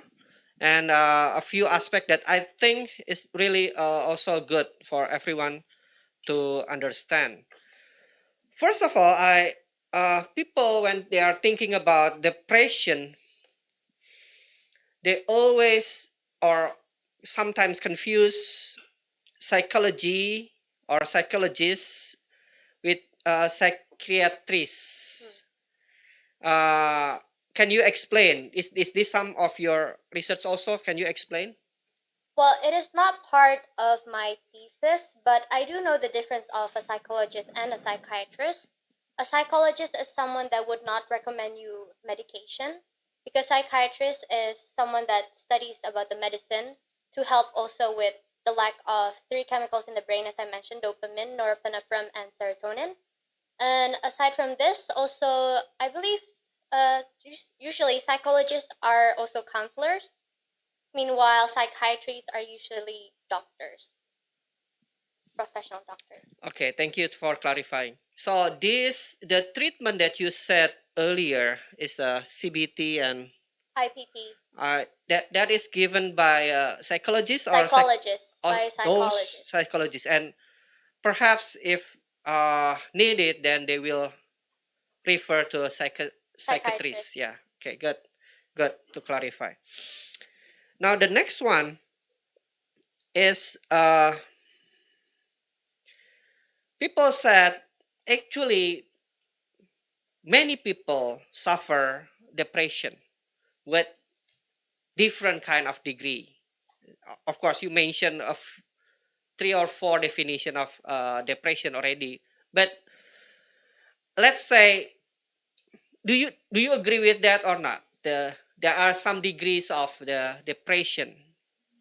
I think that depression symptoms can have degrees. Like some people would be totally depressed and have major depression, and they're also categorized of minor depression. And I think it's categorized based by symptoms, not based by the degrees of depression itself, but based by the symptoms. Okay. And also by the lack of chemical transmissions in the brain. Okay. So you are still relying on the definition, your definition. So if a person feel that, let's say 8 or 9 kind of symptom of Christian depression, then they need to find help. Let's say like that. Yeah. Very good. The next one is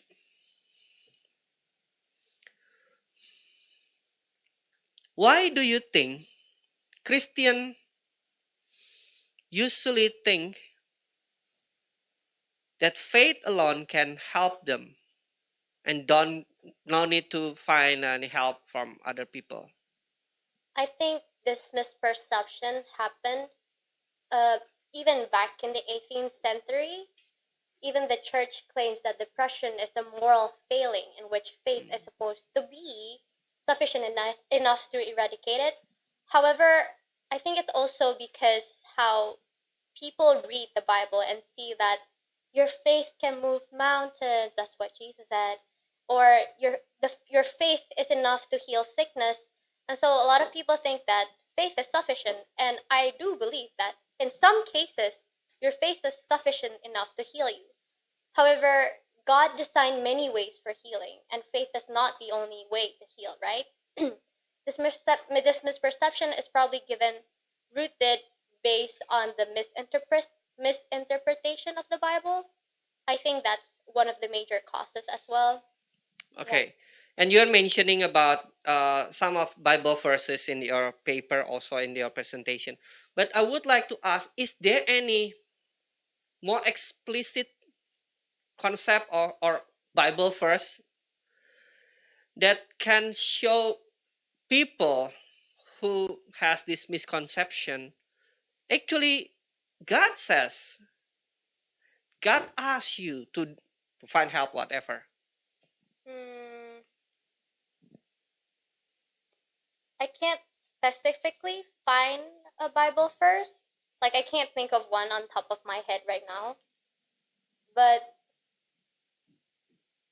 yeah, I can't think of one right now. Okay, it's okay. But the concept of human, man or human being is consists of not only spiritual, can be one Yeah. of the example Yeah, that you true, have true. already answered. Yeah, very good, very good. You, of course, you have all the research thoroughly. This is, again, I should emphasize that this message needs to be shared because many people have this misunderstanding.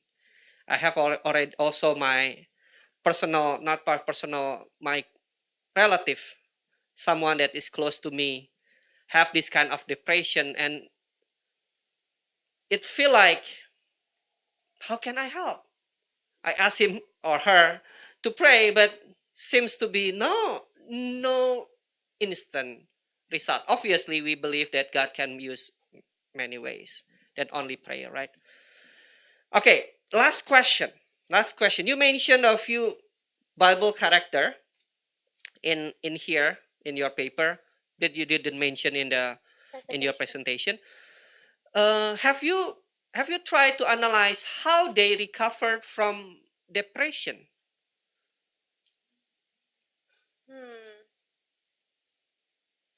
To be honest, I've never analyzed how they recover from depression, but I do like remember that they had communications with God, because of course at that time there's no psychiatrist or psychologist, and so God was their source of not only hope but healing. Yeah. Okay.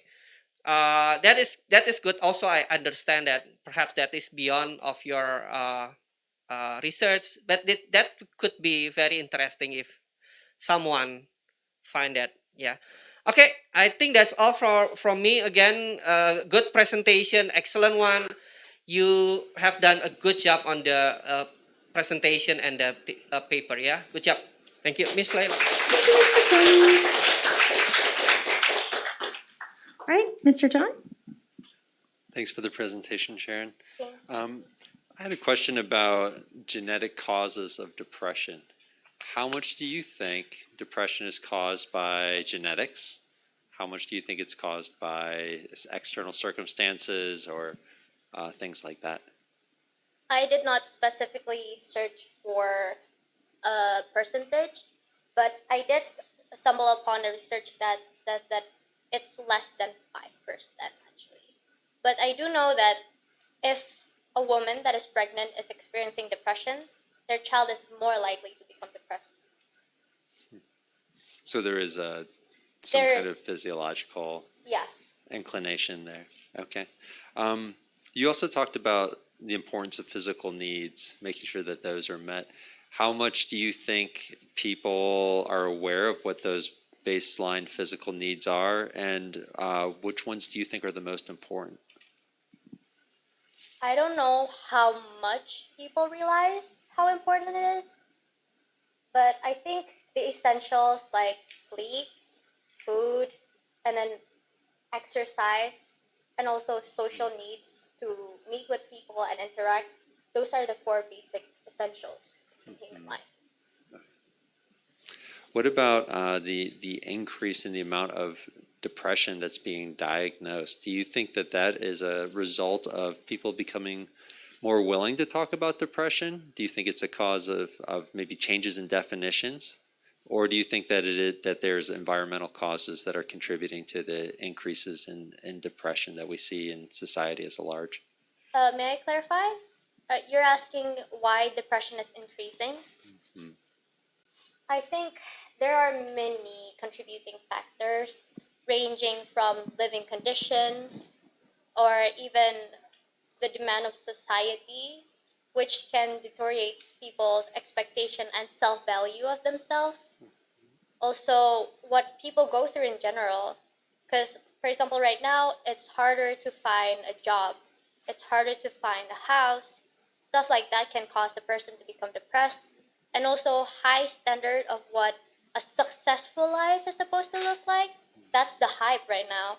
People just want to be successful, and when they don't see themselves as successful, they become depressed.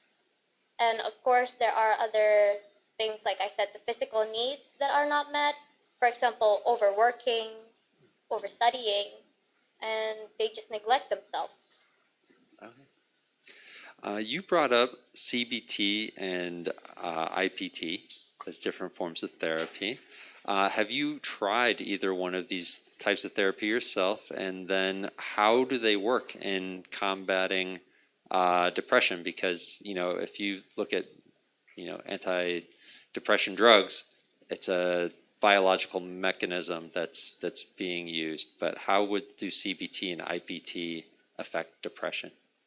Well, as I said earlier, CBT works by a therapist pinpointing your behavior that would cause you to become more depressed or more likely to not get better. Meanwhile, IPT is working with a psychiatrist or a therapist to pinpoint out the relationship that you have with people that's causing you to become depressed or less likely to become better. I have never done any of those therapies before, so I can't testify myself if both therapies work or not. Okay. Ms. Layla? Thank you, Mr. John. As you know, Sharon, I'm on your side, but let me play devil's advocate just a minute. In James chapter 1, verse 2 until verse 4, it says, "Dear brothers and sisters, when troubles of any kind come your way, consider it an opportunity for great joy. For you know that when your faith is tested, your endurance has a chance to grow." Does this mean that if we are suffering with depression, we should take joy in that? Sorry, can I clarify? Are you asking if we should be joyful that we are depressed, or should we still be joyful despite being depressed? Well, according to this verse, when suffering comes our way, and depression, suffering, we should take joy because we are sharing in the suffering of the body of Christ. I think it's not that, yay, I'm depressed, I'm joyful, I'm depressed, because being depressed itself means you're not happy and you possibly wouldn't be happy. But it's more of that sense of gratefulness that you know that Christ is still here with you, and it is by His grace that we are here, and it's Him who helped us through it. And I think it's the joyfulness of knowing that even Christ understood what we felt like, especially in those times of troubles. Yeah, I love that. Maybe some of us have been depressed enough to sweat drops of blood, but Christ definitely did.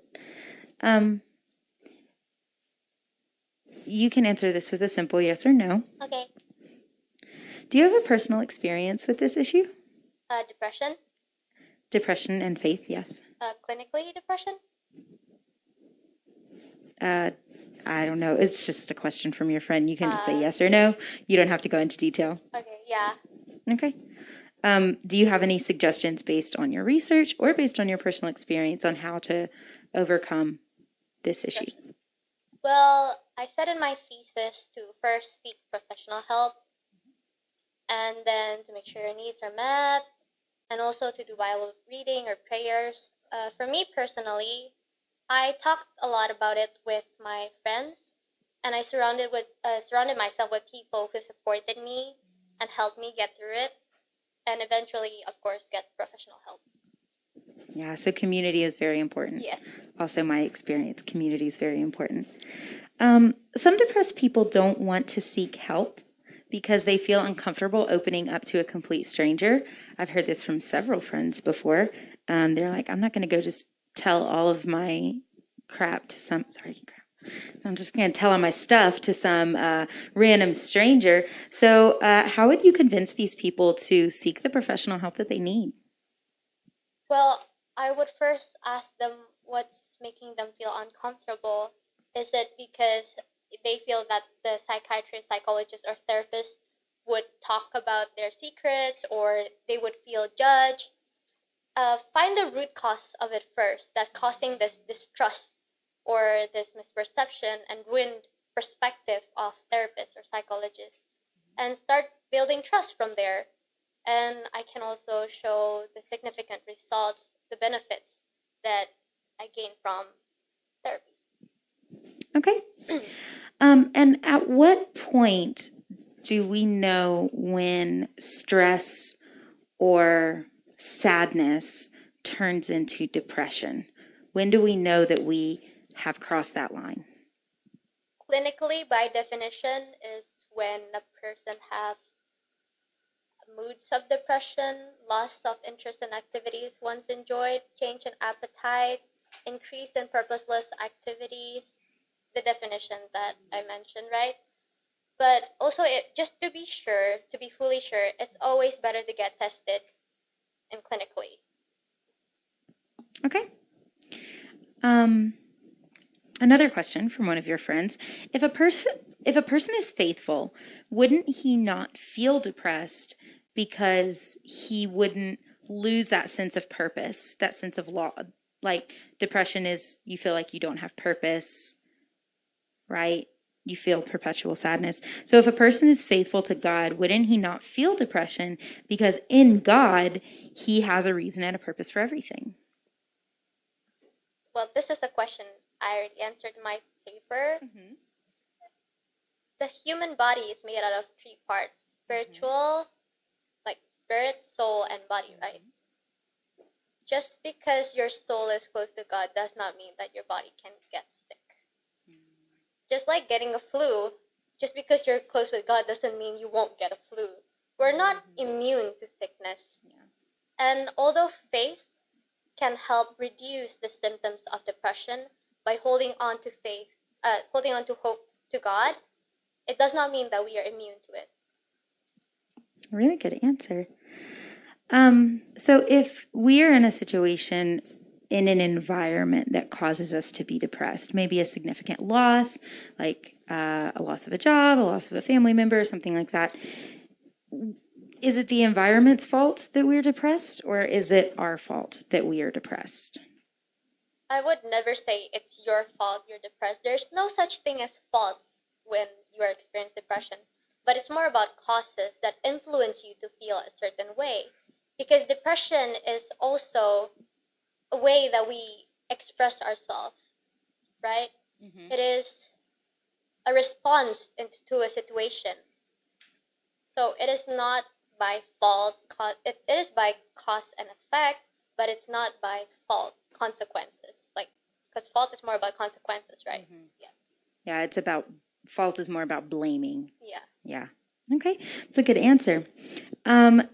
Has a theologian / Bible commentator made the same conclusion that you have concerning we can simultaneously hold belief and unbelief? Yes, because, okay, I think I need to clarify. Having unbelief and belief is like this. For example, you're bummed out, you're sad, or even you're feeling depressed. And then your friend or your parents told you it's gonna be a good day. You might not believe that it will be a good day. It might take a lot to convince you, or you don't even want to believe it's a good day. But professing it that it is a good day, looking forward to it, might not even be an option, but professing it that it would be a good day means that you have faith that it will be a good day. So in the same time, you can not believe it, but also believe it. That's what I mean by unbelief and belief. Okay. And like a theologian, like, did you read this? Yeah. Where did this information come from? Yeah. I read this from, what's his name? I read this in a book by John Womack. Okay. I forgot the title of the book, but yeah, he has a degree in theology. Okay. Thank you. I'm going to let you go soon. Is there any character in the Bible that faced depression? Yes. There are a lot of characters in the Bible that faces depression. Moses, Job, wait, suddenly I forgot. Yeah, there are a lot of characters in the Bible that face depression, that's for sure. Okay. And is there a prescription that the Bible gives either from these characters, from the stories, like Job, David? Is there a prescription that the Bible says this is what you need to do in order to overcome this? No, there are no steps, like explicitly steps by steps on how to get rid of depression or heal from depression through the Bible, but we can interpret it through the story. After reading it, we can see, oh, this is what they did to get over this depression, and this is what they did to get over depression. Okay. But there's no general step by steps on how to get rid of depression or heal from it. Is there a similar pattern? And this may be outside of your research, but was there a similar pattern between like Job and David and Moses, those who experienced depression, of what they did in order to overcome it? I think so, yes. Yes, there are some patterns. There are causes that causing them to be depressed. For example, I mean, like David and Elijah also experienced depression, by the way. Mm-hmm. I'm going to take the example of David and Job. David lost his son and he became depressed. Job lost his everything and became depressed. They're both grieving, which causes depression. Yeah, there are definitely patterns into depression. Okay. And in David and Job or any other ones, is there a pattern of healing? For Job's case, he was a man of God, but he did not walk with God. It is also mentioned in the Bible, right? He's a man of God, but he did not walk with God. He's putting his faith into his work so that he will be blessed by God, and that's why God's taking it away from him. And David, he was a man of God, and he healed by reconciling with God, by being joyful.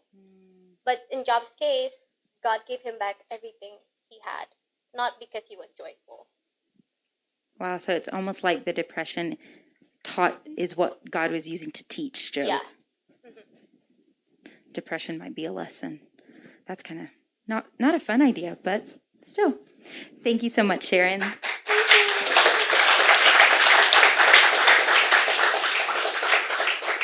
All right, students, we have ended the first half of the day.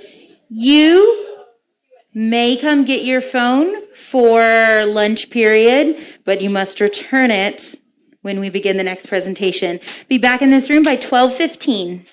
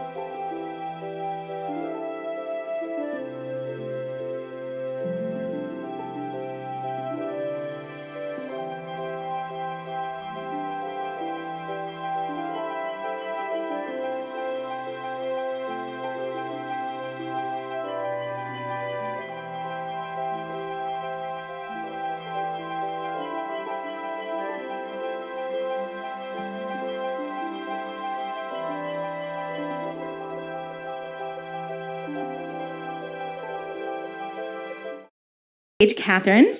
She will be presenting her thesis titled The Negative Effects of Helicopter Parenting, the Teacher and Parent-Student Partnership. Welcome, Catherine.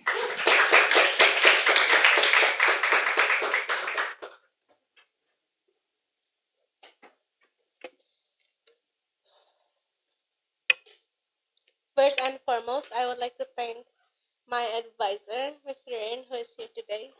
Without her, I won't be able to finish the thesis well. I would also like to thank the panelists, Ms. Monique and Ms. Lila with Mr. John. And also I would like to thank my parents and families. They're not here. Yeah, because I didn't allow them to come. And my brother also. So I would like to thank my friends who's been helping me practicing with my thesis oration. Without further ado, I'm gonna present my thesis. Silence fills the room. The sound of the clock ticks as minutes pass by. The students is conducting their test. However, there was something off about a certain student. She looked older than her age. The proctor grew suspicious and walked towards her desk. His intuition was correct.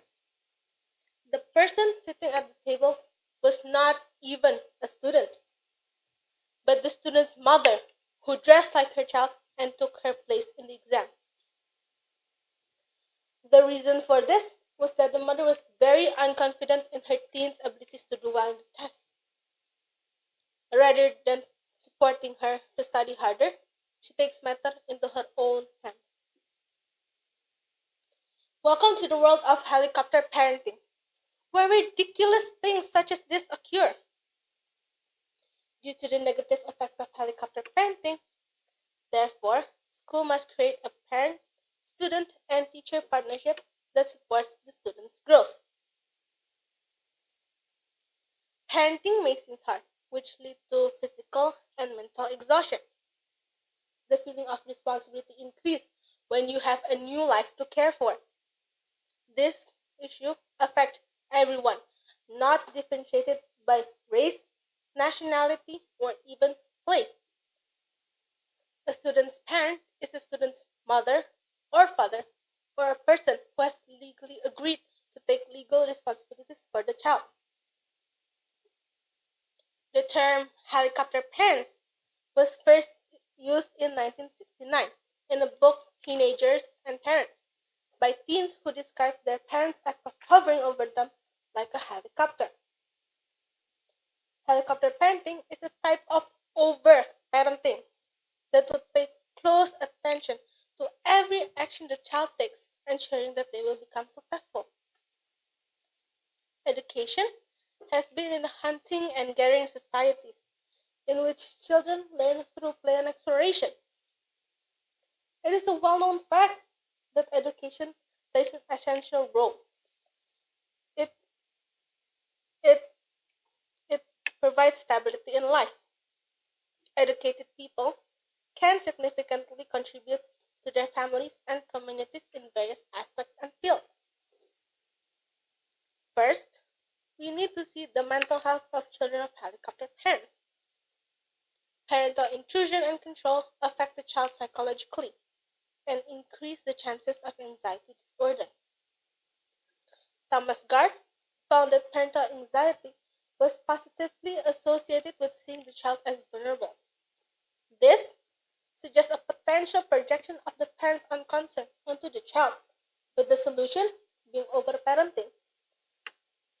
Moreover, overparenting is also associated with high levels of parental regrets. Regrets may make unfulfilled goals and ambitions salient to several parents, who then pursue various satisfaction through outcomes towards which they push their children. For instance, a research highlights that anxiety can be triggered among kids who already face social issues by helicopter parenting. These findings suggest that children with social issues perceive challenging situations more threatening than other children. It diminishes the ability of a child to succeed on their own and increase their anxiety. In contrast, children of helicopter parenting are more prone to develop maladaptive perfectionism. Maladaptive perfectionism happens when parents have higher expectation regarding academic performance towards which leads to behavior that convey that whatever the child do is never good enough. It is probably enmeshment that allows such parents to project their own goals onto the child. However, this pattern of behavior, reflecting on the preoccupation with the child's success and harm avoidance, marks this beyond just enmeshment.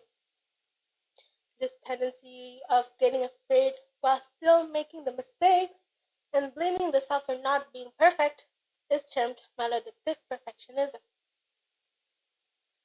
Children of helicopter parents are more prone to have poor self-regulation, since low efficacy among peers, lack trust among peers, and alienation from peers are all associated with helicopter parenting. Helicopter parenting have found to have a lower quality of parent-child communication, a lower family satisfaction, resulting in poor self-regulation, which is seen as another outcome. Helicopter parenting or helicopter parents may cause underdevelopment of the brain. These parents implicitly involve the parents making the decisions for their child, reducing their need to problem solve and make their own decisions. However, it is like a muscle. When not given a chance to exercise, it will not grow, leading to underdevelopment of the skills. The brain is exercised by doing, which means doing it yourself, failing and learn how to do better next time. Helicopter parents do not even let their child to fall in the first place. They hinder the development of the brain and the skills the child needs to thrive personally, socially, and academically.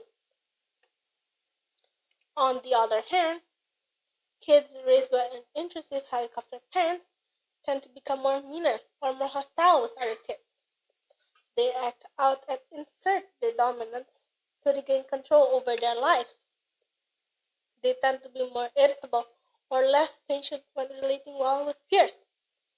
A study found that kids with parents who exert less psychological control tend to become more happier and more satisfied adults.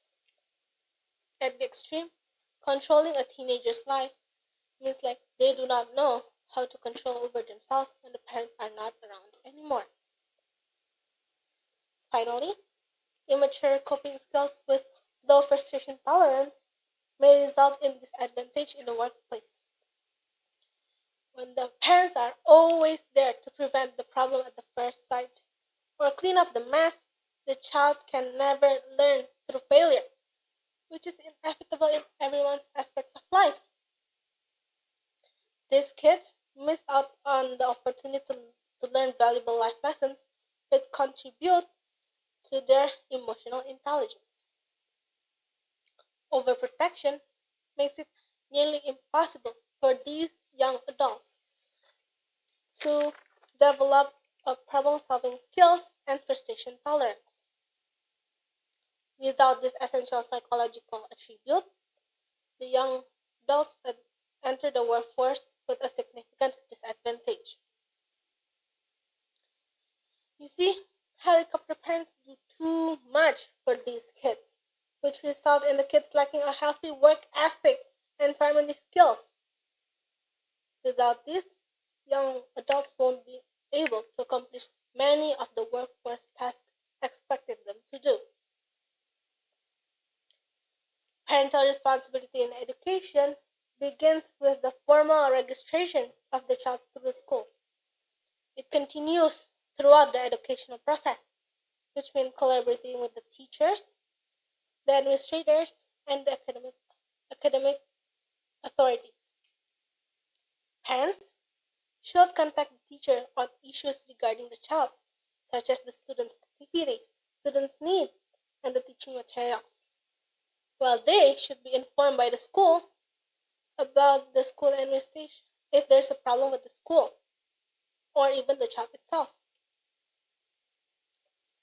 Because parents have a very critical and important role in the child's education. Students whose parents participate in their school life have a greater chance on succeeding in school. In modern education, the parent's role is not only limited by sending their child to school, but to ensure that they are a part of the educational process. These parents should know how the school operates and contribute or participate in the social and cultural activities organized by the school. School leadership plays an essential role in fostering relationships at the environmental boundaries that lead to generative learning and positive outcomes for the children. Teachers collaborative with parents do not come naturally or easily. Many teachers have find themselves struggling when working with parents. Some have ethical concerns, others have lack of knowledge or even skills. However, teacher and parent-student partnership is still necessary because the family and the school intersects around the child's life. The teacher's degree of success in developing a partnership with a parent depends heavily on the fit between parental care and the concern of the teacher. Unlike other relationships, parent-teacher assignment, parent-teacher partnership occurs by assignment rather than choice.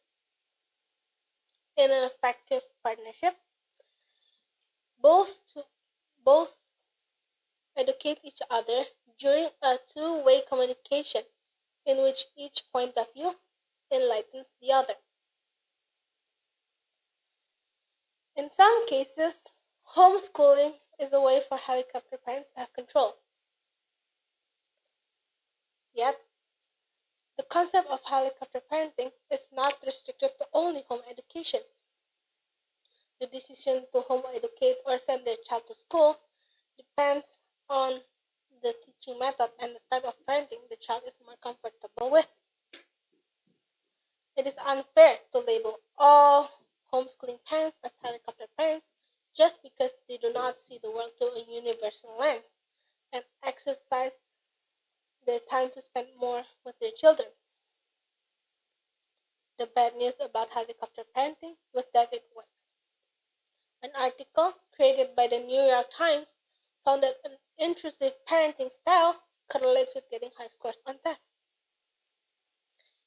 Kids with an intensive parenting style may correlate with getting high scores on tests. Nevertheless, a child's success doesn't always correlate with getting high scores. Does getting high scores academically means that the child is thriving? There are many barriers establishing an effective parental involvement in education, such as the individual, parent, and family barriers, the child factor, the parent-teachers factors, and even the societal factors. Even though there are many barriers to establishing an effective parental involvement, it is still necessary. Absalom's model represents the community, family, and the school as overlapping spheres of influence, which is important for the optimal development of the child. In conclusion, we have explored the negative effects of helicopter parenting and the damage it may cause to the mental health of the children. The consequences include the child being prone to develop anxiety and panic attacks, maladaptive perfectionism, and poor self-regulation. Then, we move to discuss about the negative effects of helicopter parenting on the social development of the children, where the helicopter parents may cause underdevelopment of the brain, where the parents make the decisions for their child, reducing their need to problem solve and make their own decisions.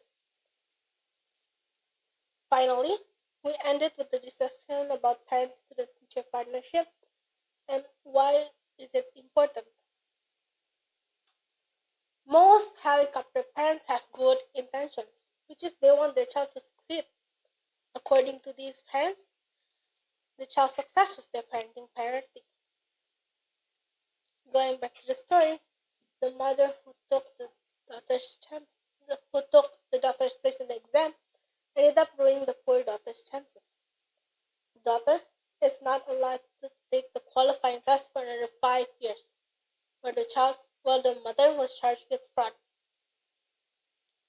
To conclude, there was absolutely nothing wrong with trying to become a better parent. However, the desire to create successful children may push parents as helicopter parents is not the solution. In this case, less is more. Thank you.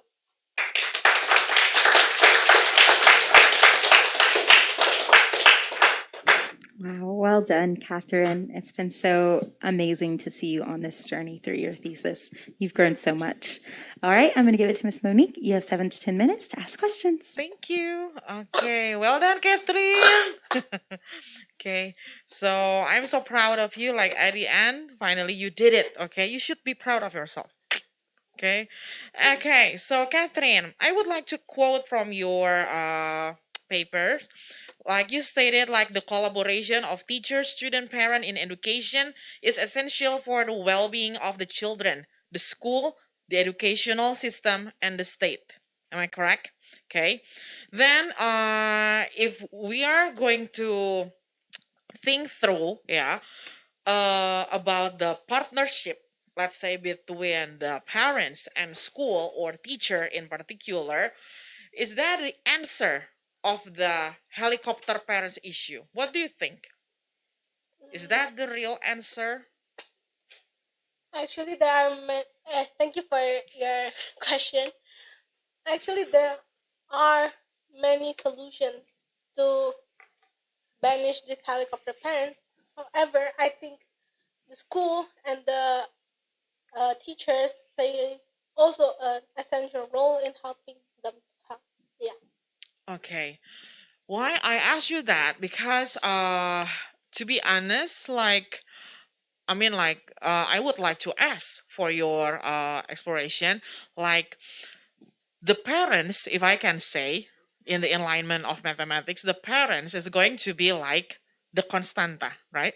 But then the school and teachers, it's going to, or especially teachers, it's going to be the variable. Why? Because it's going to change every single year. Even like your school, probably you are not going to stay in one school for many years.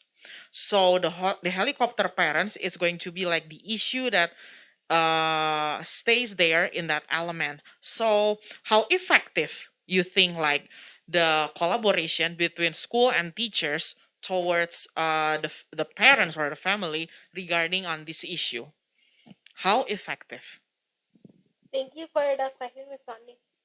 I believe that the school is the second teachers of the child, which being the first teachers is the parents, obviously, because they are the one who give birth to the child. However, as we see in the child's life, these kids in the first stages of life will always go to school, and they spend numerous years in school, which is enough for the teachers to be influential, I think. When Especially when the teachers collaborate with the parents to create an effective parental involvement, I think it will be amazing for the child, especially throughout the years they spend in the school. Okay, so correct me if I'm wrong. It means that from your statement, the school or the teachers probably will give the support, the tremendous support to the child, but then it's not going to help the helicopter parents issue that happening in the family. Is that correct? Yes, it is correct. Because at the end of the day, the one who decides whether they want to change their parenting style was the parents itself. But the school can influence them to become better parents. Thank you. I like that answer. Okay. Next question, Catherine. Um, from your exploration so far regarding on this matter, what kind of help that actually helicopter parents need to get in order to support their child better. I mean, like, they know that they would like to help their child, but then with the helicopter parents issue that happening in their family, then what is a good solution for this kind of family? Mm, so to clarify, your question is like, what can the teachers do to help? Or can you rephrase it? Okay, let me change my question. Let's say that the helicopter parents, for sure that if they know that it's not the good thing for them to do, they need help, right? How to fix the situation, and then how to see this parenting from the different point of view. Am I correct? Yes. Yes. Then what kind of help that this kind of parents can have to be a better parents? Okay. Thank you for your question. Yeah. Actually, most helicopter parents do not even know that they are helicopter parents, in fact, because what they think is that they're doing greater good for the child, but they do not see that in the long term process it may damage the child, and not it may give like a positive outcome for like a short term, but they don't see the long term effect. So, as school, as teachers, we are the third party. We see both of them from a viewpoint. So I think uh, the school can give solution or even give like a course towards parents. Like from what I know, Bangsa, when they join the school, the parents are given like a course training, if I'm mistaken. So yeah, I think that is very important because the school see in a two point perspective and not only one. So yeah. Okay, actually, I like the way you said that most of the helicopter parents, they did not aware that they are the helicopter parents, right? But then it means from your statement, it seems like when the school can try to attract the parents to join like the parenting courses or classes, something like that, then they will realize actually what they did or how far that they do to try to uh, raise their child. Is that correct? Yes. Yes. Okay. So the last question from me, Catherine. From Hoover Dempsey, it is said that parents' decision about becoming more involved in education are highly influenced by school. Yes. Yeah. My question to you, Catherine, do you think that it's applied in our society? Mm, our society as mean like in Indonesia. CBCS. Oh, okay, in CBCS. Yes. In fact, I have seen like this happening where the school first need to reach out on these parents rather than the parents reach out on the school first, because Mhm. like the the parents registered their child to the school. However, the school needs to be the first person to reach out on these parents, like, hey, come on, join us and be involved uh, in this relationship. It's like it is important to for the school to take the first step. Okay. Thank you, Miss Leila. Sorry, one more, may I? Just an advice because you are on the stage, and then what can you tell to the student nowadays if they realize that they have the helicopter parents? What you can suggest them to do Mm, as a child? as a child, first of all, from my experience as having a helicopter parent, uh, I would I would know the boundaries when they cross the boundaries between like they are effectively helping me and they are and the barrier between like they are too involved in my life. So what I suggest to the kids is that when you know that there is this boundary being crossed, you cannot sit back and relax. You need to take a stand. say to your parents that you are being too involved in my life. This is my life, not yours. Even though I know that you care for my success in the future, but this is my life. Like, this is the one that I want to be. So what you can do is being supportive to me, but not in this case. Thank you.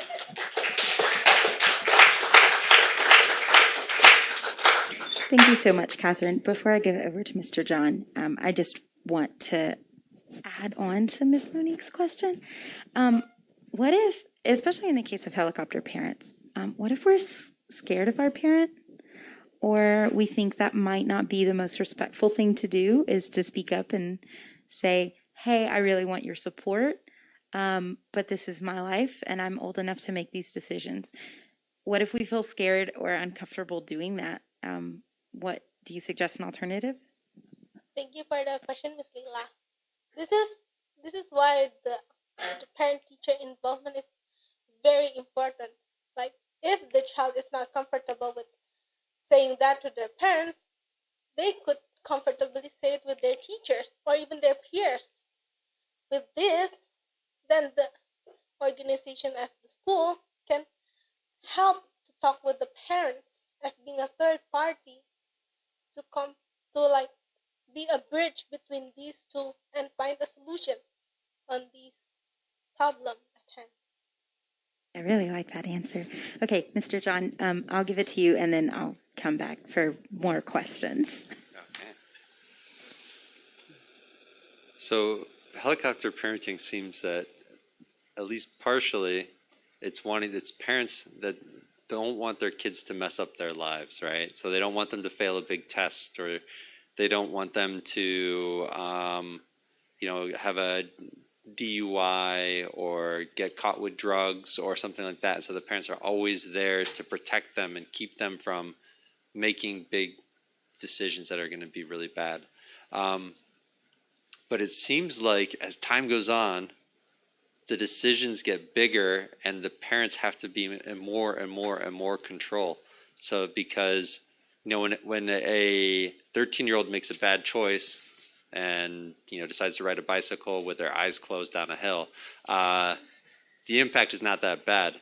But when a 18-year-old decides to drink alcohol and then drive a car, the impact is much, much bigger. And then when a 22-year-old decides to cheat on their taxes or something like that, the risks get bigger and bigger.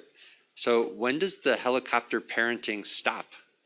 When does the helicopter parent say, you know what, they're in good shape, I don't have to do anything anymore, I can retire? Thank you for the question, Mr. John. When seeing this, it actually depends on different families and how you see the child. Like, if you know that your child is independent enough to create their own decisions, then it is useless for the parents to being a helicopter parent, because it is enough for the child to make their own decisions. When you being a helicopter parent, it actually becomes not effective for the child because they are already independent. However, when you see if, for example, the 22-year-old is very, very unindependent, you need to still step in. But however, the level of involvement you are in the child's life is also matters by age. Because like in the 22-year-old, you need, even though the child cheating on taxes, you need to tell them that it's a wrong thing and not just let it go. You need to discipline them instead of like, I'm being a helicopter parent. I don't think that is the solution. Okay. It seems like the helicopter parenting focuses on education a lot of times. Maybe it's because they can see the scores in black and white, and they know if their kid is failing or succeeding. But in really a lot of the areas of life that really matter, there's no scores being given. So in terms of character, in terms of independence, in terms of self-reliance, in terms of good decision-making, there's no scores. It would be easier if we gave scores and the helicopter parents could know what to do next, right? But How do you think a helicopter parent, what should they do? Is it just that they just need to, should they get like counseling? Should they get a parenting coach? Should they join a support group for other helicopter parenting parents? Or what should they do? Thank you for the question, Mr. John. I do agree that besides education, such as in grades, there's also many factors that contribute to being a helicopter parenting. However, I suggest that these parents contact other organizations such as like parenting courses or school interaction, because they are organizations that see your interactions in 2-point perspective and not only one. So they can decide, they can see from a third party what is the best for you and your relationship with your child, of course. Yeah, so I do believe there's outside factors. However, I really recommend for parents, especially those who already know that they are helicopter parenting, to reach out and ask for help from these third party organizations that can see their problem in a third point perspective. That's a good idea. My last question, how much are children the victims of helicopter parenting, and how much are they willing participants? Because from my experience, I've seen a number of people who complain about their helicopter parents that are always involved in their lives and controlling them and always want to know what's going on, but they also run back to mom and dad real quick and say, Mom, Dad, I need a new wardrobe for school. I need a new car. I need a new laptop. I need a new handphone. I need spending money for the weekends.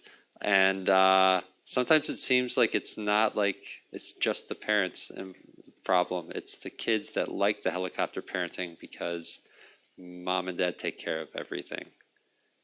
What do you think is the balance there? Do you think that sometimes kids are using the helicopter parenting to get what they want as well? Thank you for the question. I think there is several types of kids that is, in Indonesia we call it terlalu manja, or very independent on their parents. And this is actually very, very bad and very, very crucial, because once we think for the future, the parents are not going to be around anymore. And when the parents die, the kids do not know on who to depend on. So they do not know how to be independent. So I think what is crucial is that the child should be independent in the first place, not like helicopter parenting, but how the parents need to make their child as independent person is what is very crucial here.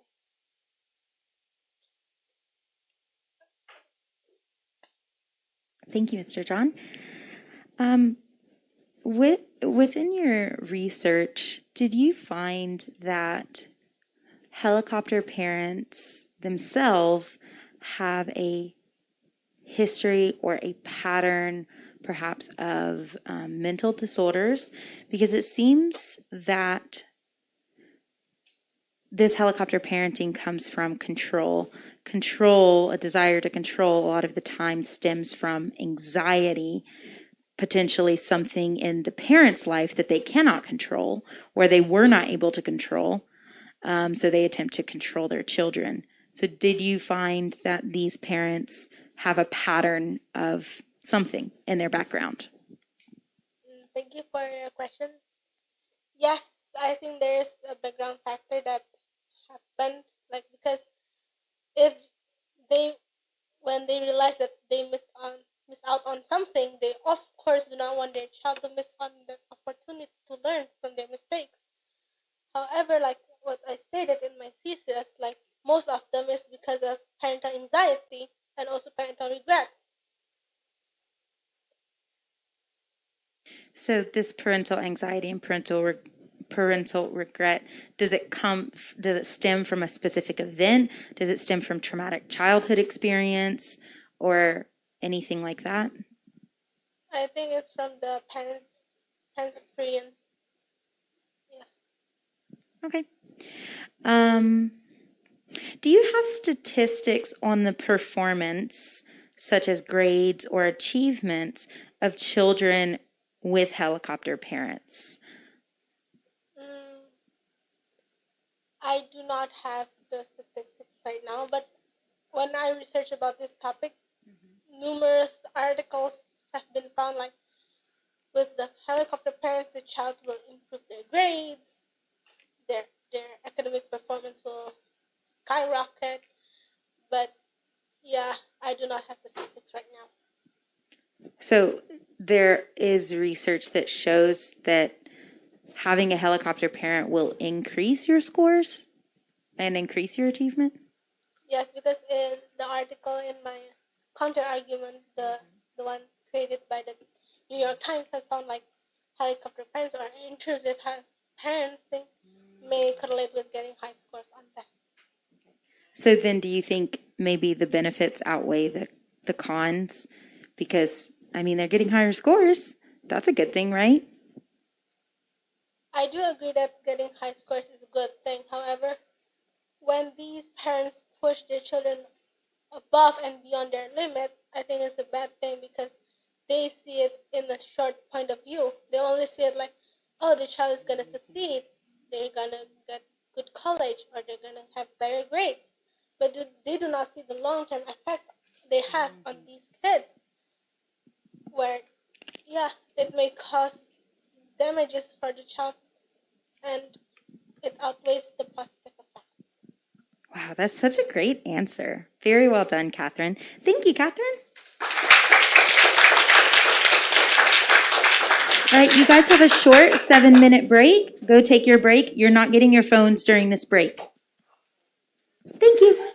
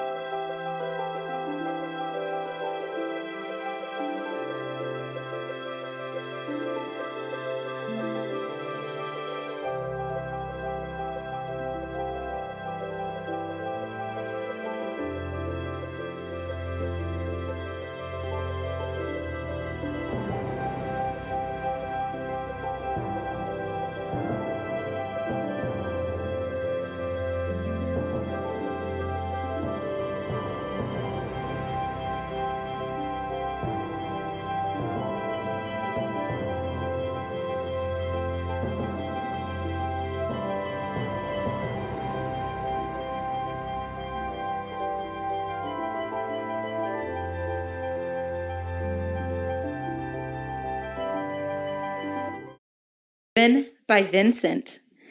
He will be presenting his thesis titled Developing Modern Era Curriculum Financial Management. Welcome, Vincent.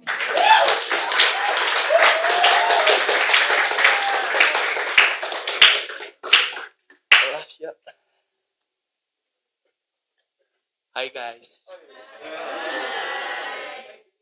Yeah. Welcome to the presentation.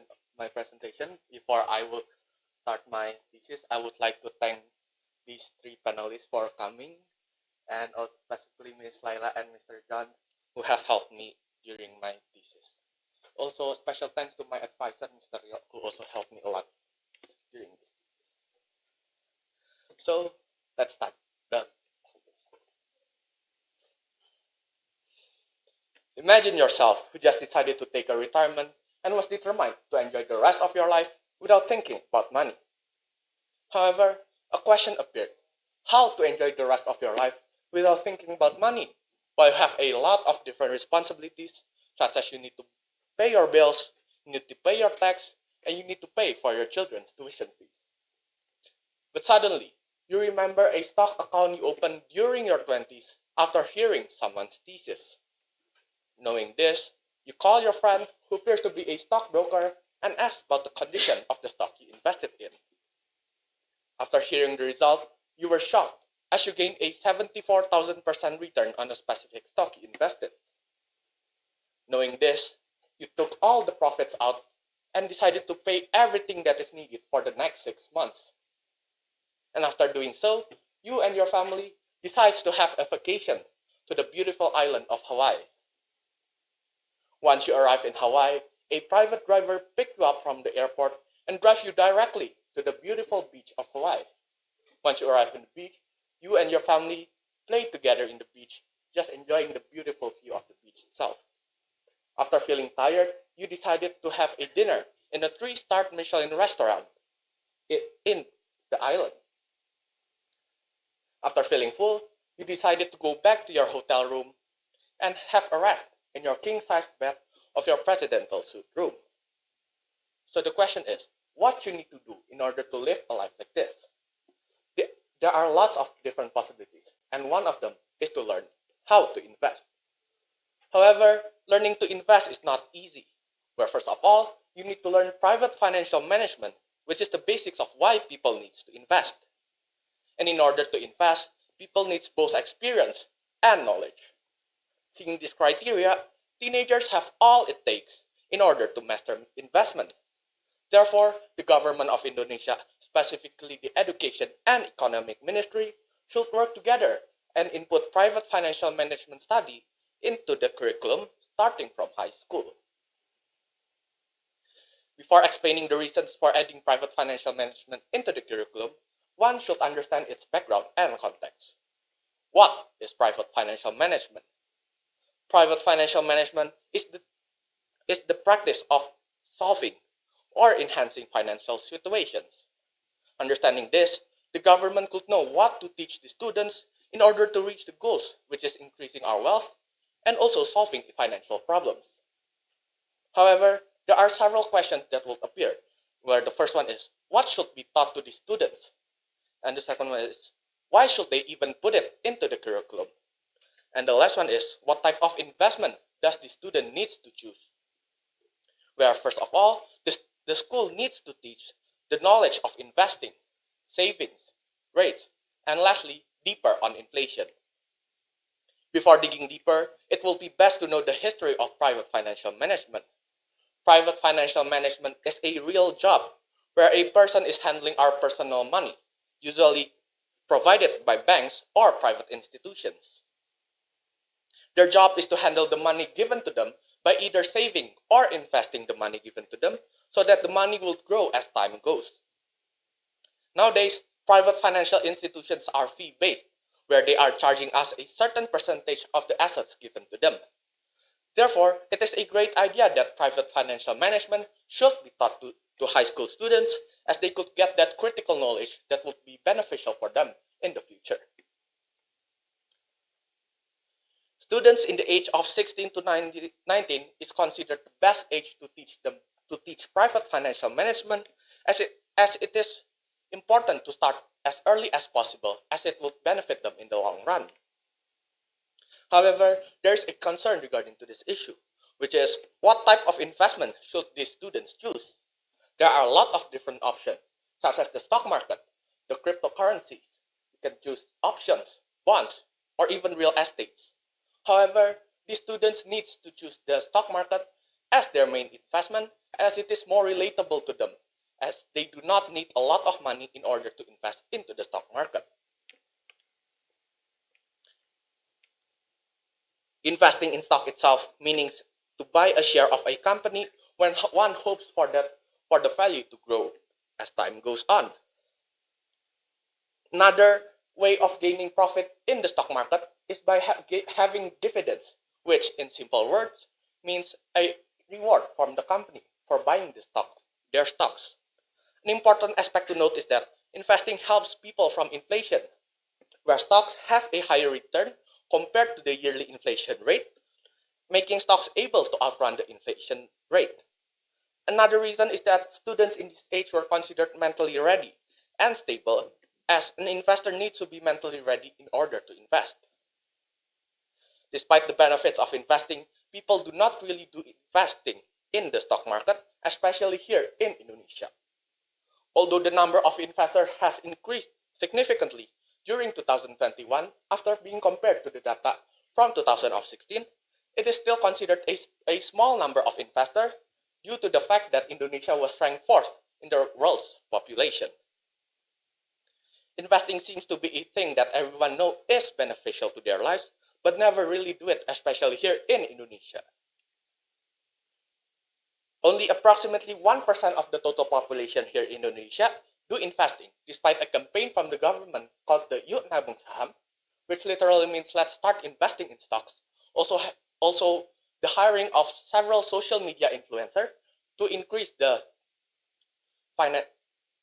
people so that people would know to invest in the stock market. To add things up, private financial management, which is the basics of why people need to invest, was non-existent in the curriculum of the high schools here in Indonesia, making a huge concern for the nation's future. Now that the definition and the background of private financial management are clear, here is why the government should implement it into the curriculum. Let's take a real-life example of the people in Tuban. A big company called Pertamina wants to buy the lands and the houses of these people in Tuban in order to build advanced technologies in that place.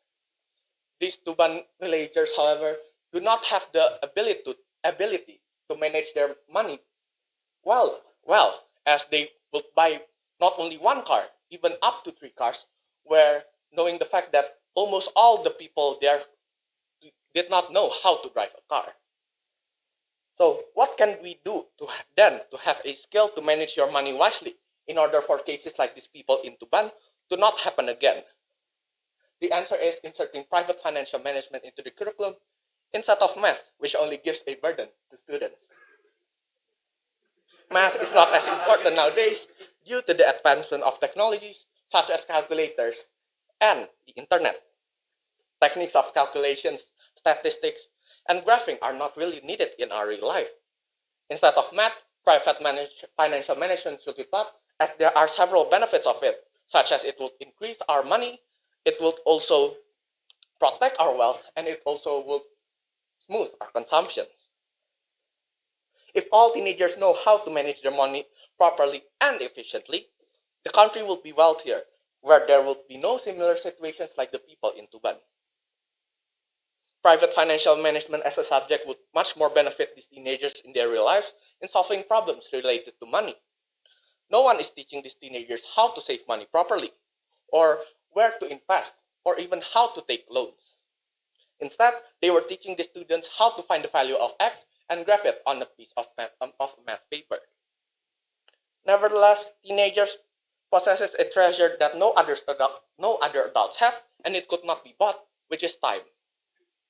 They can know through private financial management that investing is actually better than saving. Let's take an example to show why investing is actually better than saving. Student A and B were both given $1,000 for them to grow. Student A decides to save the money in form of deposit in a bank where it has a 2.5% rate. So at the end of the year, student A would get $1,025, which means a $25 profit. Meanwhile, student B decides to invest his money into the stock market, where the average return of the stock market was approximately 10%. So at the end of the year, student B would have $1,100, which is a $100 profit. Imagine if you have at least 50 more years to do so, the return will be theoretically larger. To give a better understanding, saving and investing do share the same definition, which is saving the money.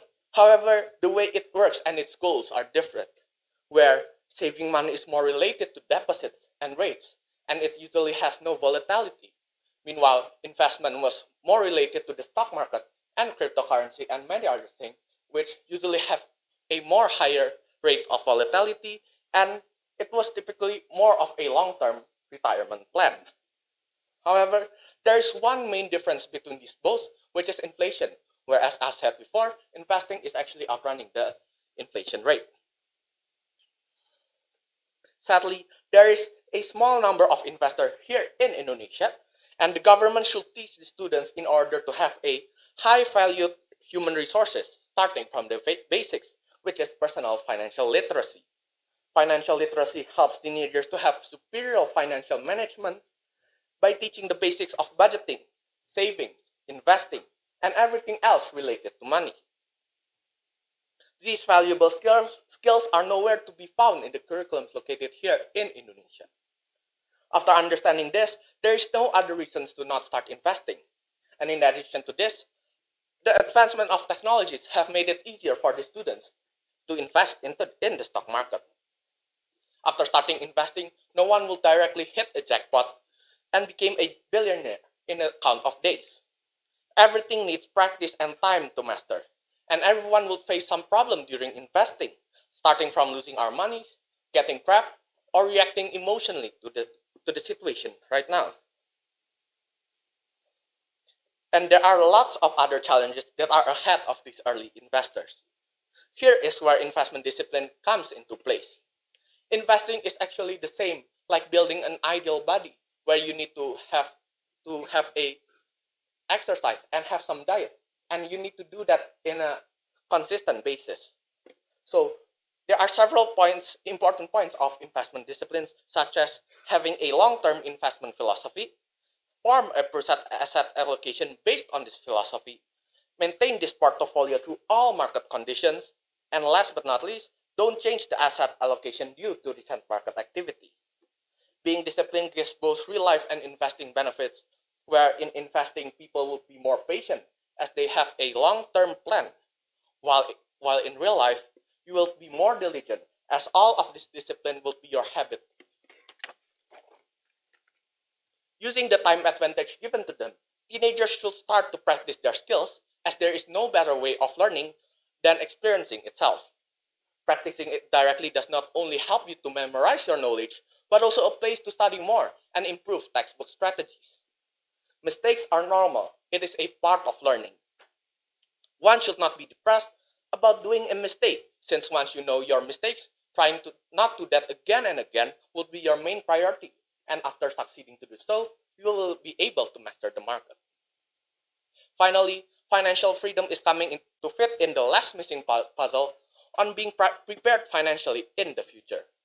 The goal here is to know the ways to achieve it and applying it into our daily lives, not getting financially free in a short period of time. There are three general points to remember, which is savings, investing, and paying off our debts. As paying debts is quite unusual for teenagers, focusing more on saving and investing will be more relatable for these teenagers. Saving is a very basic principle of being financially free. However, nowadays teenagers are leaning towards a YOLO lifestyle, where they are focusing on having fun right now, not thinking about the later results. By the end of teenage, regrets will slowly hit them as they have not do any investing, which is not a very ideal way of handling money. Having an emergency fund is also one way of saving, and one of the most important aspects that people tend to ignore. An emergency fund is a saving that is used for emergency situations in life. Think your emergency fund as a lifeboat on a cruise ship. Make sure your emergency fund is enough for the next 6 months of your expenses. Note that your emergency fund needs to be liquid, where you should be able to take the money out easily. Also make sure it has no volatility in it, so it has a small amount of risk. Now that the arguments for private financial management implemented into the curriculum have been considered, a thoughtful reader would wonder whether other alternatives are possible. Just like the parable of talents, God gave us different talents. One may be an athlete, one may be businessman, one may be a scientist, and we are ought to develop these talents and use them wisely. Although private financial management may not fit in according to their talent, it is still very important for their daily lives, as everyone needs it. In managing our money, we will learn the importance of investing. However, investing could be very risky, as we could not accurately predict the market. There are lots of outside factors that are that are affecting the market, such as the economical factor, the political factors, our biased decisions, and many more. Let's take a real life example of the Squid Game token, which is a cryptocurrency token based on the popular South Korean Netflix series called Squid Game. The token quickly gained the people's attention, especially cryptocurrency traders and investors, and the price goes up through the roof. However, the coin then rug pulled, which is a cryptocurrency term of basically a scam. The reason behind this is explained in the behavioral finance theory, specifically in the herd behavior, where people are following the majority and thinks it is true. Also, the emotional gap, where people are making decisions based on their emotions right now. These are very common, especially among teenagers, as they are not as stable emotionally as adults. Even so, weaknesses are not always bad. Turn these weaknesses into your strength, therefore, you will master the market more. By being aware of these outside factors, you will be able to make careful decisions. We have explored private financial management and the possible benefits for teenagers if it was included into the curriculum. There are several benefits of it, specifically in money management, such as increasing our money, protecting our wealth, and also smoothing our consumptions. Indonesia itself has not quite been a rich country. Poverty was all over the place. This is a sad reality that Indonesia needs to fix. What can we do to help them? What does the government do to help these people who are stuck in poverty? Giving money does not solve the problem, as we could see from the people in Tuban, as they do not have a good money management. How can the government, specifically the Education and Economic Ministry, help them get out of poverty? Inserting private financial management, along with teaching the basics of investing into the curriculum, is the answer. Private financial management will help them increase their wealth and smooth their consumptions, which all leads to more money. Finally, after managing your money and saving for emergency funds, the last and the most important thing is to invest your money. Investing money will also increase your money. However, be disciplined and diligent about it, and do not take biased decisions. After getting this, I highly hope that Indonesia could at least reduce the poverty number significantly. For Indonesian citizens, let us start investing, and for the government, add private financial management into the curriculum. Thank you.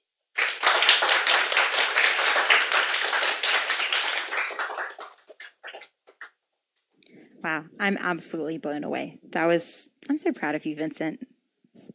All right, Mr. Martin, you have 7 to 10 minutes for comments and questions. Thank you, Miss Laila. And yeah, Vincent, I have to agree with Miss Laila. Well done. You have delivered it well. And you are tempting me to take it personally. Okay? But so I'm trying my best here not to go to the other side. So yeah, I want to be neutral. Okay. So according to your research, is there any specific curriculums that has already implemented the one that you suggested? First of all, thank you for your question. As the scope of this thesis was focused on Indonesia, as I have said before, there is no schools in Indonesia that have a curriculum on implementing private financial management into the curriculum, as far as I researched. Even the private school? Yeah. Even the famous curriculum that we know, like Cambridge or IBN? As far as I have researched, yes, I don't find there is one existing here in Indonesia. Why do you think they haven't input the private financial management? In my opinion, I think that the stock market and basically investing is more related for adults, where they have this view of investing that only adults can do investing, and students or teenagers do not need to do investing, as they just need to have fun and just have fun of the time of your teenage. that's why. Do you think that these professionals that really structurize these curriculums are people who are unaware of this need?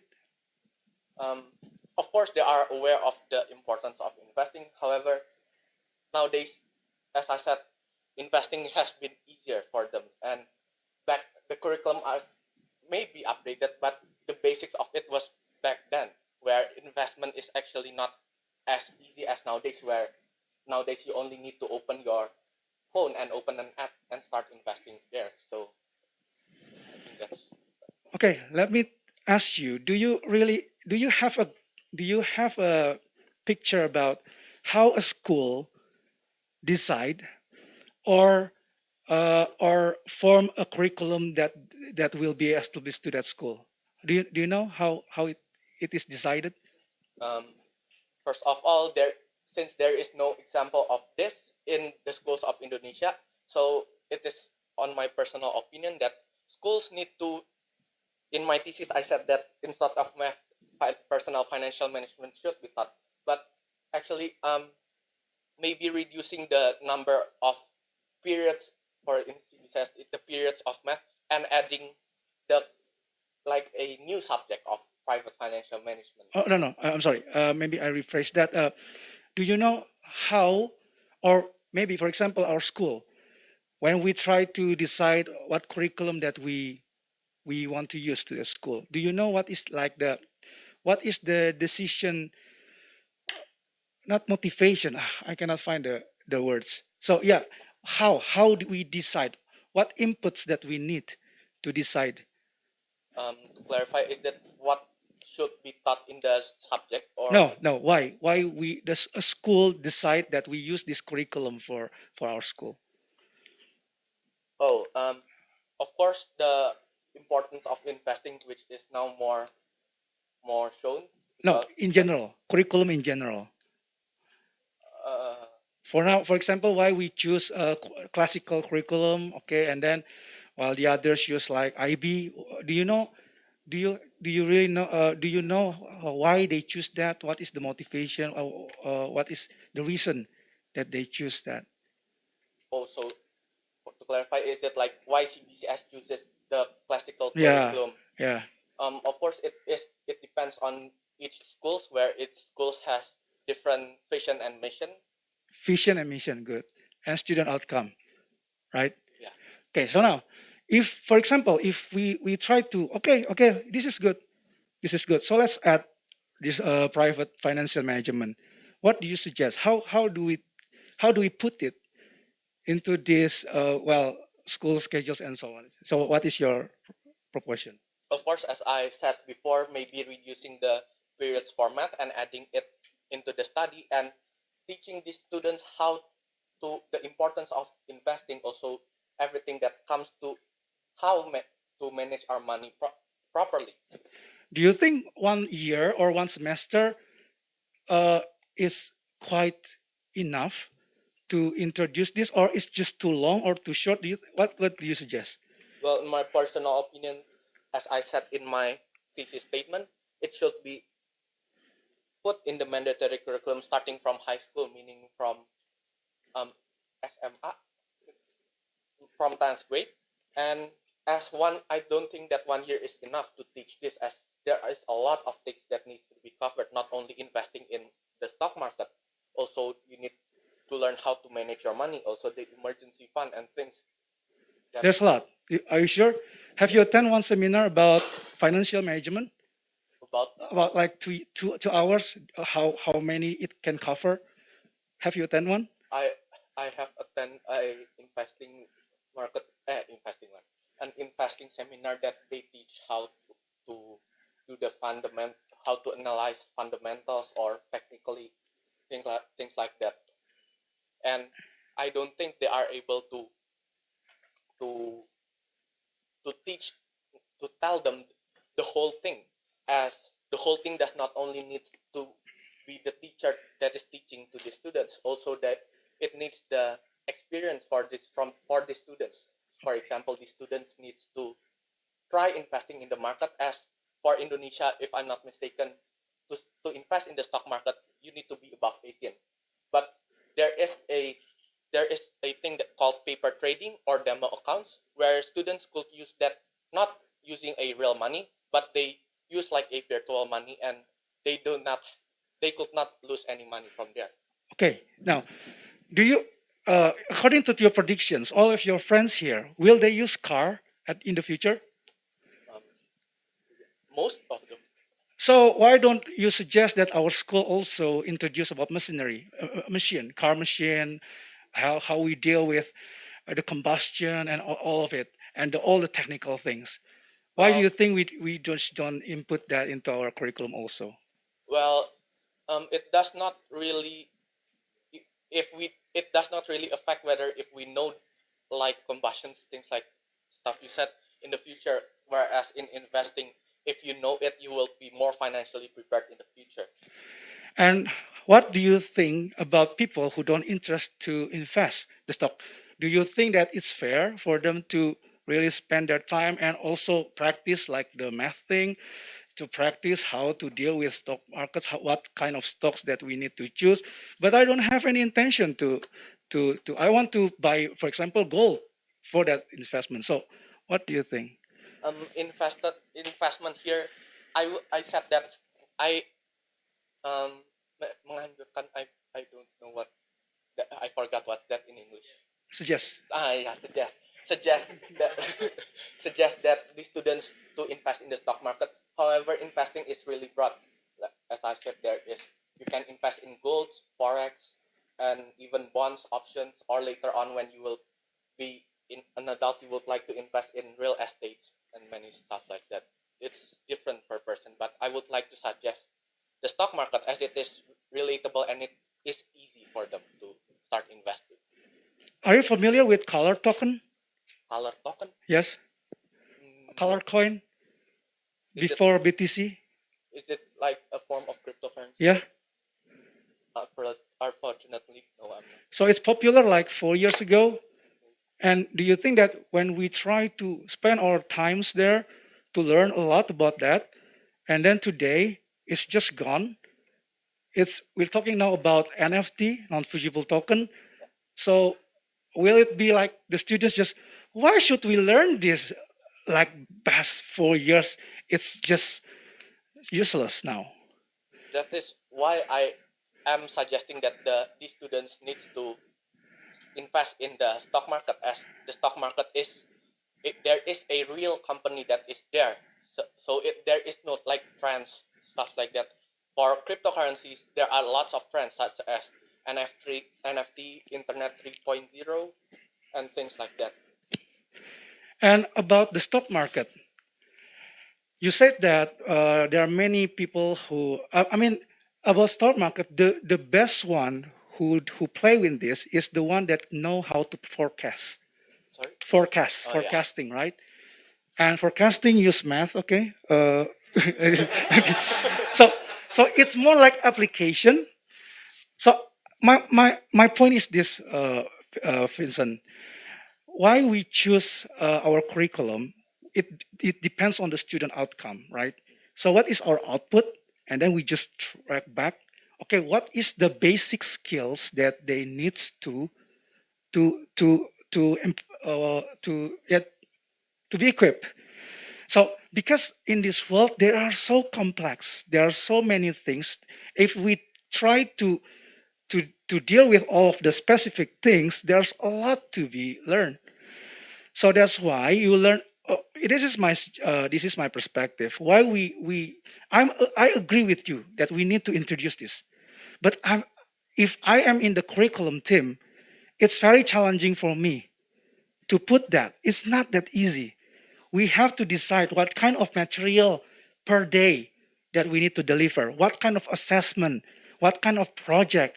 Will it relevant for, of course, in school, we are talking about a very long year. I mean, it's it has to be valid for like 5 years or 10 years, because if it is like outdated so easily, for what? It will not cover in our curriculum. So that's my point is, I agree with you, but I just cannot find how. Okay, and but yeah, thank you for Am I still have? Oh, yeah, sorry. Okay, but yeah, thank you for that. Good job.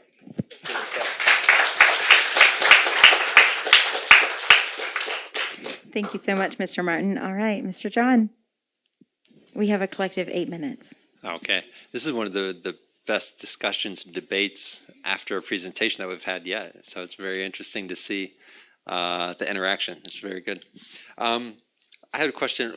So if Mr. Martin is correct, and it's very difficult to introduce curriculum change, do you think that investing clubs after school or like competitions, investing competitions between schools would be able to get you at least part of the way to teaching personal financial literacy and things like that?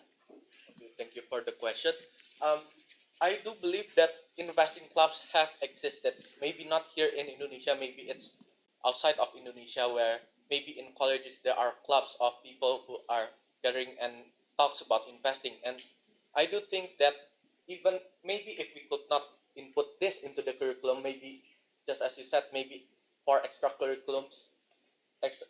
extracurricular, that they could use that to introduce private financial management. So it also has several benefits. Just like people, maybe not all people have the interest on this, so that the people, but it will be better for everyone to know. Yeah. The other question is, do you think that you would be able to beat Vice and Al Irshad in a competition? Oh, I don't think so. I don't know. Don't sell yourself short. Another question that I had was kind of on the spiritual side. You know, there is a group that would maybe say, look, Christians shouldn't think about money. They shouldn't worry about money. The love of money is the root of all kinds of evil. And so really what Christians should do is trust God with their future and not worry about things like finance or not worry about things like investing, because it's just worldly and it's not chochok for Christians. How would you respond to someone that said that? Um, let's for this one. I would like to say that let's be realistic. We could not eat by our faith only. The Bible said that we should eat with bread and eat with bread and wine. If I'm not mistaken, I actually quite forget about that. But yeah, let's be realistic. We could not eat by our faith alone. We need money in order to live. And if we have more money, and it will also help us in our spiritual life, so why not? Okay. Yeah. My other question is about youth. Aren't you worried that if kids start messing around with the stock market, that they're going to lose hundreds or thousands of dollars? There was a story maybe last year of I think 18-year-old, 19-year-old that was investing on Robinhood, and they were playing around with puts and options, and at one point in time they were $1 million in debt, and so they killed themselves because they were confused and afraid and didn't know what to do, and so they committed suicide. Unfortunately, I think the next day the system cleared and they were not $1 million in debt, but at that point in time the person had already committed suicide. So are you not worried that if you teach kids, it's kind of like giving them the keys to the car and then letting them loose, and that they could ruin their financial future or their parents' financials or anything like that? Okay. I have heard this story where people are young, especially young investors who are suiciding due to they lost a lot of money. And just like a car, you need someone to assist you on how to learn to drive a car. So this is where the school's role is on investing. So even so the school could help assist you in investing by teaching them the basics of investing, so that the risk will be the risk will still be there, but the risk will be much smaller if it was invested and you were trained in the right way. Okay. Yeah, that's a good answer. So going way back to the beginning of all the presentations, I think it was Audrey that was saying that there's a mindset in Indonesia that says many children is much wealth, and or good returns with many children. And the idea that kids serve as the retirement for a lot of parents. That you have a bunch of kids, and when you get old, your kids will take care of you. This type of model that encourages early investing means that kids are investing in the stock market. When they retire, they don't rely on their children. They would rely on their retirement fund. Do you think this is a good thing or a bad thing? Because it will affect the relationship between the generations. So that's my last question, but I'm interested to know what do you think would be the effect of parents not relying on their children for their retirement, but instead using their retirement funds? I do think that everyone's nasib. What is nasib? Oh, everyone's faith is not the same. Where some people will be extra rich and they could help their parents by giving them money, but some of them could end up in bankruptcy even. And so, if the parents are able to not burden their child on the financial side, so I don't think there is a bad thing about it. That the children could give them more money, because who will reject more money? And yeah, the more the better. Thank you, Vincent. Very good answers to the questions so far. I don't have much time. One of the questions I want to ask is from one of your friends is that investment requires a seed, right? It requires you to have something to start out with. And if people were to, young students were to invest this extra money that they have, wouldn't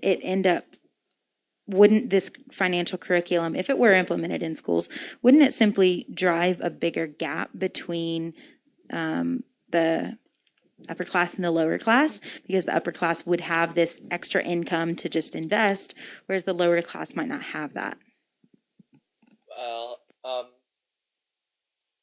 for this part, I don't think it will make a huge gap because the rich have more money.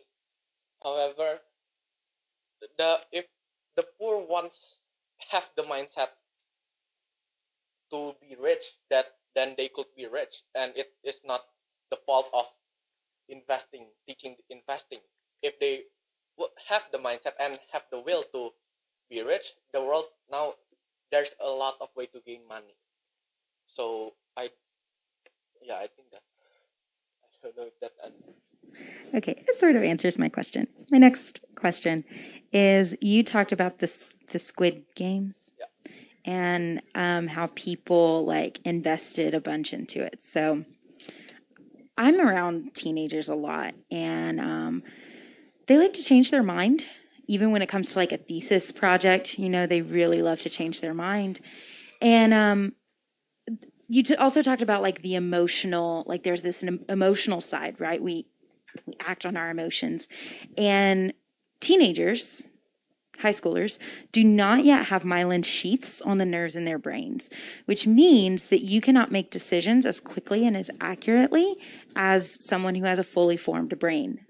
It's a biological fact. So do you think it's really wise to have students who don't yet have the full capability of making wise decisions because their brain is not biologically formed? And then on top of that, if they're into an anime and they really love that anime, and that anime comes out with a cryptocurrency, how many people in the room going to buy it, huh? So that's my question. Do you really think it's wise, because high schoolers are by nature emotional and they act on impulses? Well, for this, I would say that you need to have a long-term plan for investing. And if you are investing in things, you don't want to invest in a thing that you are not sure about its future. Like, for example, that anime token, you don't know when will that anime will be popular. So it does not have a guarantee. So the solution is that these teenagers could choose the investing that is much more safe and it has a lower risk. Such as for in the stock market, you could choose the blue chips, which is the first liner stocks where the company was there. Like for example, Bangsa. It is a company that is very very stable, and I don't see something bad coming from them in the future. Okay, but I do want to remind you, even grown adults with fully formed brains were duped by this Squid Games token. So doesn't the risk increase with teenagers, or do you think it's worth it? Mostly people who are investing in this is actually not investing, they are trading, and it is two different ways, two different things, where investing is more long term and trading is more short term. And while they are choosing to invest in this token, I think that it is part of trading, and trading has a huge amount of risk. Like from my personal experience, I could lost like hundreds of dollars from trading just because of a wrong prediction. Yeah. Thank you for your honesty. Thank you for your vulnerability, Vincent. We're so grateful for your presentation. I feel educated. I hope your peers feel educated. All right, thank you, Vincent.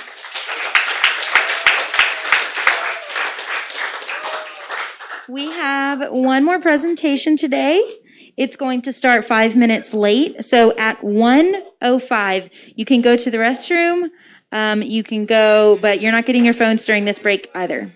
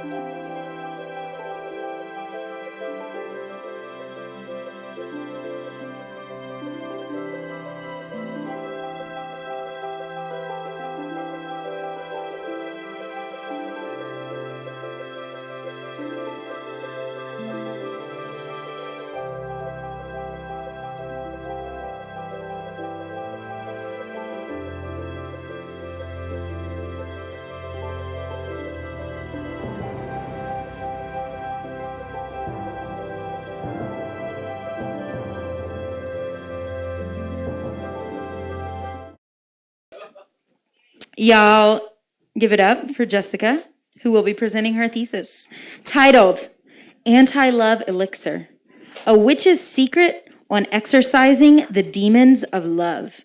Welcome, Jessica.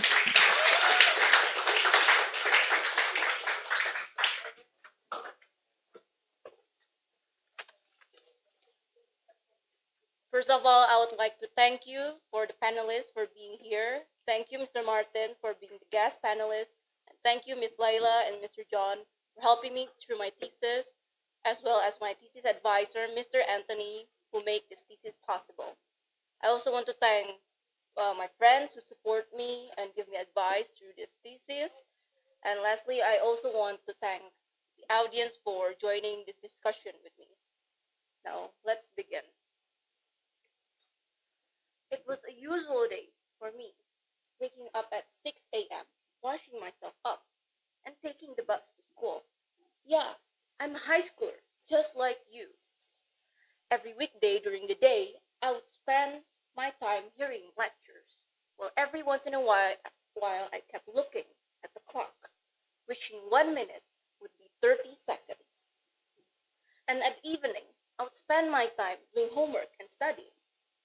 However, things change when I met this person. Technically, we've met, but we've just never talked to each other. Charming, confident, and kind. All of it just melted my heart.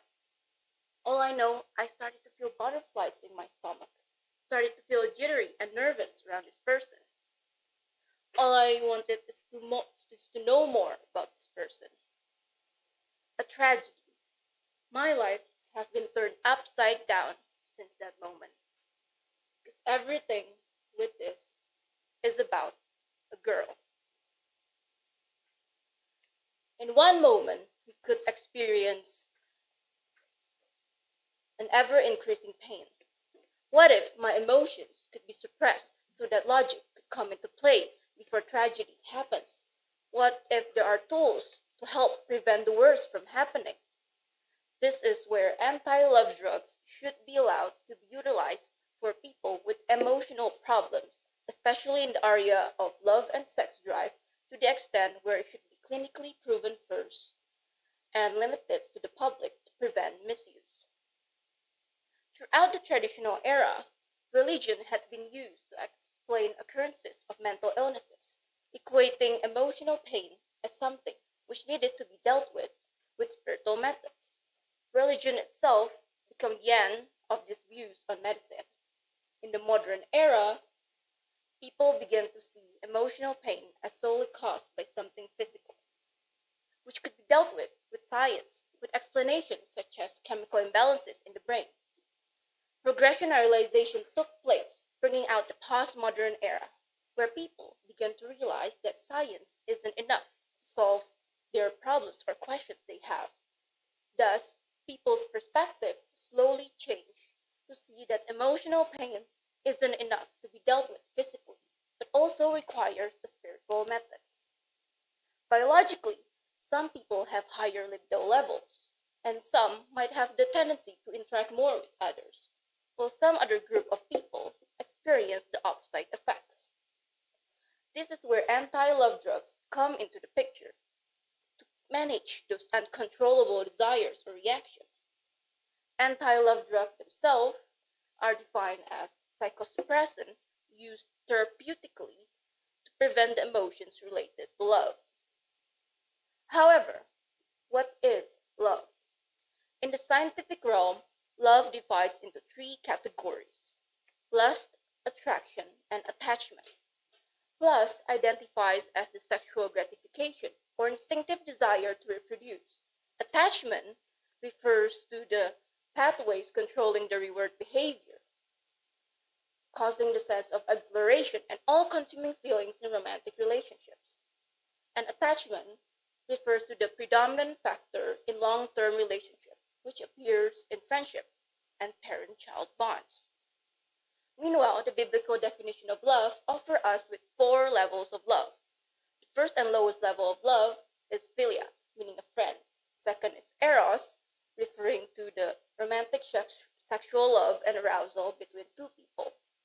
Third is storge, referring to family love or parental affection. And fourth, the highest of them all, is agape, summarizing the unconditional and perfect love of God. A reminder that my thesis isn't aimed in analyzing which chemical substances is more effective or efficient, but rather to discuss its ethical issues regarding anti-love drugs with regards to the teachings of the scriptures. Love has benefited humanity in many ways through history. Without love, people would experience violence, death, and chaos. However, love has its own dark side. Some risk factors leading to suicide are connected to love, such as in sexual violence, relationship problems, and religious restrictions.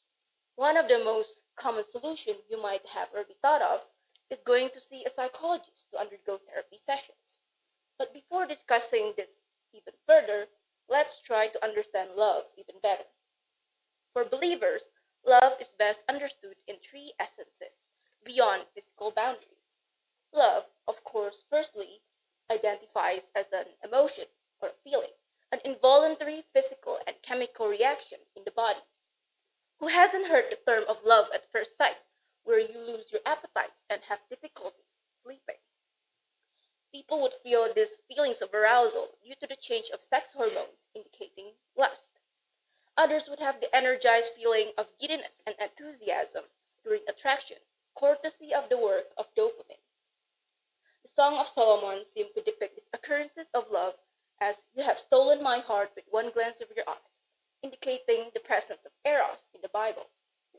The sudden change of hormonal activities inside the body due to some visual perception or interaction renders love as simply an emotion, dependent on the production of hormones caused by external stimuli.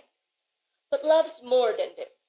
Love is also an action, a choice based on individuals' free will. Act 7 shows how Stephen the martyr had the decency to forgive and pray for those who stoned him. The famous Mark 12, verse 30 until 31 also states, "To love the Lord your God with all your heart, mind, soul, and strength, and to love your neighbors as yourself," indicating individuals to have open choices for love in the form of agape, storge, and philia. Stephen chose to show love regardless of how he was feeling at the moment. Love doesn't end there. People usually miss where love presents itself as a skill, which could be trained to form healthier relationships. Some qualities in love not only require decisions of the individual, but some practices, such as in moments which require more empathy, understanding, and patience. This discussion of love as an emotion, action, and skill serves as the essential foundation for understanding to indicate that love's more than just the hormones related to eros, which is one part where anti-love drugs are dedicated for. But why? Why would we even need to diminish our hormonal aspect of love? Well, frequently, people fail to remember the unfavorable effects obtained from the emotions of love. Surprisingly, this could be seen in the Bible, which describes some forms of love that could create fracture in relationship between human and God. Genesis 19 tells the city of Sodom and Gomorrah, where the villagers showed their lustful and homosexual nature, which ended up burning for those actions. Other more common ones are adultery and fornication. A famous story of adultery comes from the champion of Israelites, King David, who lustfully obtained Bathsheba as his wife.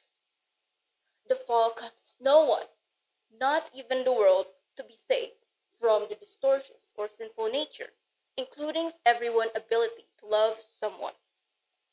All of this have been happening for like 5,000 years ago, almost all of which could be seen in regular history lessons in school. The relationship between human and God is only the start.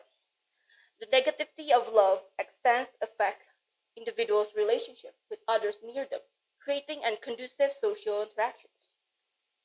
In the case of people who experience same-sex attraction, known by their families, and their family rejection, leading to physical violence, even being driven out of their homes. In school, they lose their friends and suffer from social isolation. Realize that after further observation, these relationship conflicts go back to love. Love affliction disturbs individuals' inner peace and process of self-actualization. People's love relationship problems go hand in hand with a deeper aspect inside the individual. The negativities caused by love and the destructive relational issues disrupted individuals' psychological state. Most of this show some symptoms of this depression, where suppressing one's attraction due to religious standard caused 50% of homosexuals living in religious families to suffer from suicidal thoughts, while in school they experience emotional distress, victimization, and bullying. You can see how these feelings of love become overwhelming and out of control, hurting individuals psychologically and physically. In the process, where reparative therapy only leads to more depression. Some of them realize the situation but have no idea how to solve it. Some people might even be unaware of the dangerous situation they are in, and no one is there to help them. Now that we identify the problem, how could we possibly deal with this? Well, some produce drugs have shown to exhibit relational effects on individuals' emotional processes, including love. The side effects of some existing drugs could affect an individual's state of love, opening the possibility of anti-love drugs. Drugs such as MDMA, commonly known as ecstasy or Molly, contain pro-social effects, which could increase positive behaviors and perceptions of empathy. And other drugs such as SSRI antidepressants had a reverse effect than MDMA, where it dulls empathy, impairs attachment bonds, and lowers libido levels. These side effects of drugs show the potentiality in harnessing those effects to produce an anti-love drug, which some researchers have managed to develop some frameworks for these anti-love drugs, which shows how the existence or the production of a therapeutic anti-love drug could resolve the adverse love effects on the individual. Shifting our focus more towards lust and attraction, anti-lust intervention have been available in existing drugs. Ultra-Orthodox yeshiva students had used some psychiatric drugs to suppress their feelings to comply with their teachings, while sex offenders undergo chemical castration using anti-androgen drugs and oral naltrexone, which lowers the libido levels, helping individuals to have a reduction in pedophilic fantasies and urges. While countering attraction so far has only been hypothetical in usage, the probable anti-attraction intervention includes drugs treated for OCD patients, which could possibly reduce obsessive thoughts in romantic relationships and infatuation, enabling individuals to possibly block attraction towards particular individuals. Anti-lust intervention has been used purposefully towards humans, but primarily only as punishments. While intervention in infatuation merely present themselves as uncultivated potentials, which could still benefit certain problematic individuals. So why? Why should we as Christians be bothered to consider taking part in this? Well, the positive effects of anti-love drugs could assist humans to conform towards God's intended design. The divine intention of humanity's design in sex and marriage has been spoken and re-clarified by Jesus himself in Matthew by going back to the beginning, quoting Genesis 2, verse 24, where one husband and one wife would leave their fathers and mothers and unite as one flesh. First Corinthians also reminded believers as representation of God's temple, which needs care. Anti-love drugs could bring intactness to families and relieve individuals with their burden of same-sex attraction, giving more endurable situations. While generally it could also keep off people, specifically teenagers, from spiraling down into mental issues such as anxiety, depression, and suicide. I understand you might have some reservation about these anti-love drugs. You might ask, why don't we just solve the adverse effect of love using therapy where it has been common practice? Therapy indeed throughout the years had been revised and corrected to adapt more towards individuals' mental issues. More people and Christians also began to have awareness about mental health issues by making videos and websites about it. However, only using therapy lasts for an indefinite time in solving the client's problem. Therapy could last for weeks, months, to even years, where on average, couples therapy lasts from 3 to 4 months. Aside from this, therapy could also lose its functionality due to inexperienced therapists, client choosing the wrong therapy, and the lack of motivation of the client. But you might also ask, why don't we just see these adverse effects of love as a form of suffering individuals must endure to develop the fruit of the Spirit, virtues, where we should just deny ourselves, take up the cross, and follow Jesus? Pain in life indeed should exist, and is necessary for character development, in which Paul also explained about apostolic suffering. However, long-term untreatable emotional pain could lead into severe chronic physical pain and even death, such in the cases of broken heart syndrome. some characteristic and behaviors of pain also leads to destructive situation where individuals, which leads individuals to only seek escapism, self-indulgence, and guilty pleasures. The twisted form of love is finally brought to light. As we now understand, love contains three aspects: feeling, action, and skill. The idea of anti-love drug is only intended for the hormonal aspect of love related to eros, while rendering love still functional, but also serve as a therapeutic help for the targets. Most targets suffer the same fate.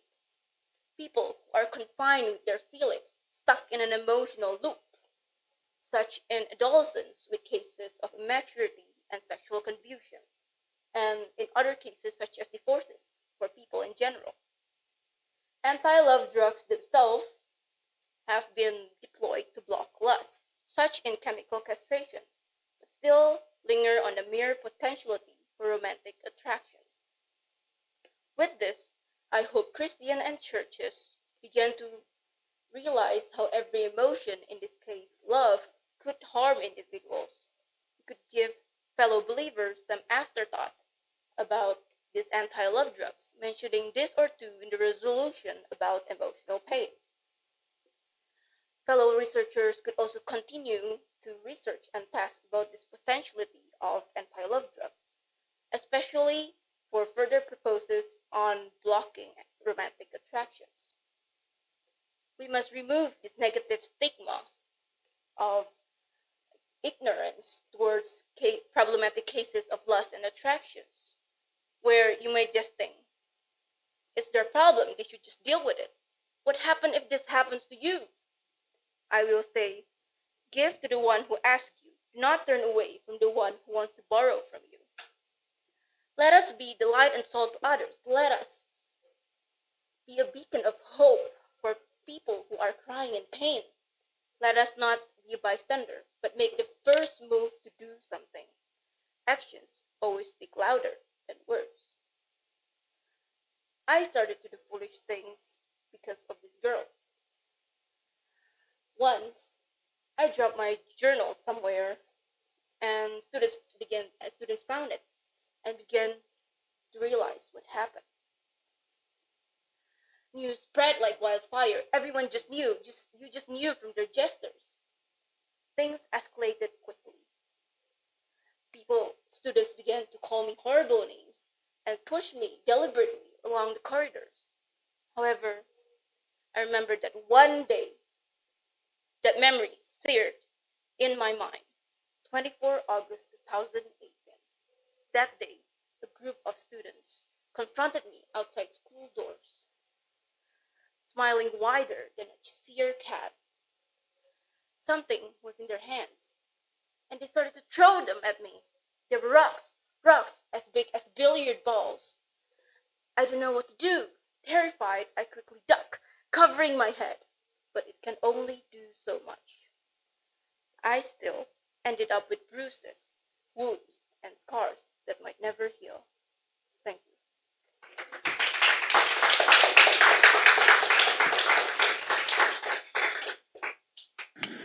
All right, I'm going to give it to Mr. Martin. You have 7 to 10 minutes.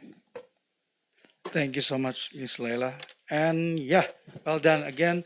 Uh, I have to appreciate what you have done so far, Jessica, and it is well delivered. I like the opening and the closing of your presentations. It's remarkable. There are some questions. It's kind of bother me about why they name it and anti-love, anti-love. Yeah.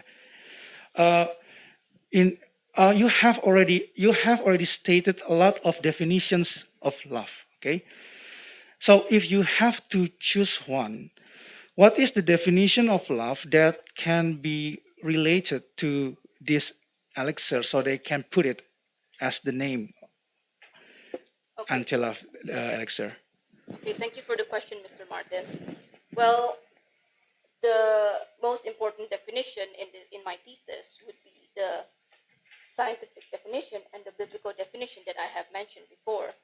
which also kind of relate how science could also help us as Christians, but also still doesn't uh, disobey God's commands.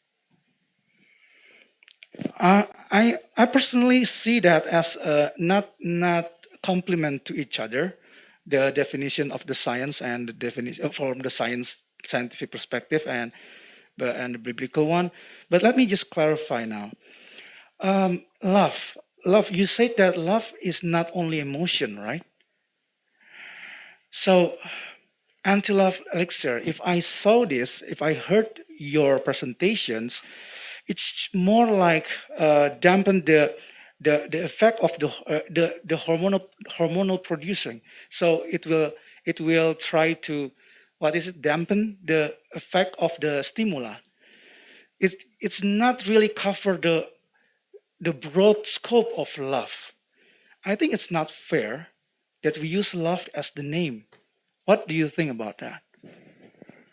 Thank you for your question, Mister. Yes, I understand that I have uh, problems in like defining the semantics. However, I use the term love, so it would basically shorten my speech. But I also kind of explain what is love in the beginning, so the audience would also understand what I meant in my thesis. So based on your explanations and your thesis, you see that there is a dark side of love. So love can be negative. Can I have your confirmation? Yes, So when God asks us to love Him, it can be in a negative way. thank you for your question, Mr. Martin. However, in that case, love presents itself as agape, which is not which is like the perfect love of God, and it is um, and it doesn't have those negative effects of love. And what I meant in my thesis is more related to eros. So yeah, just limited to eros. Yes. Okay. So according to the Bible, eros should be belong to whom and whom? Can I have your clarification? So yeah, according to the Bible, eros supposedly happened between a wife and husband, which will unite as one flesh. Can we have an eros also if, for example, I'm married? Okay. Can I have also eros love to, for example, Miss Laila or Mr. John?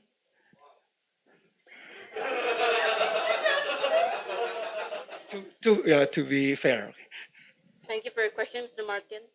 Yes, because like as humans, we have this sinful nature, which also affect our ability to love.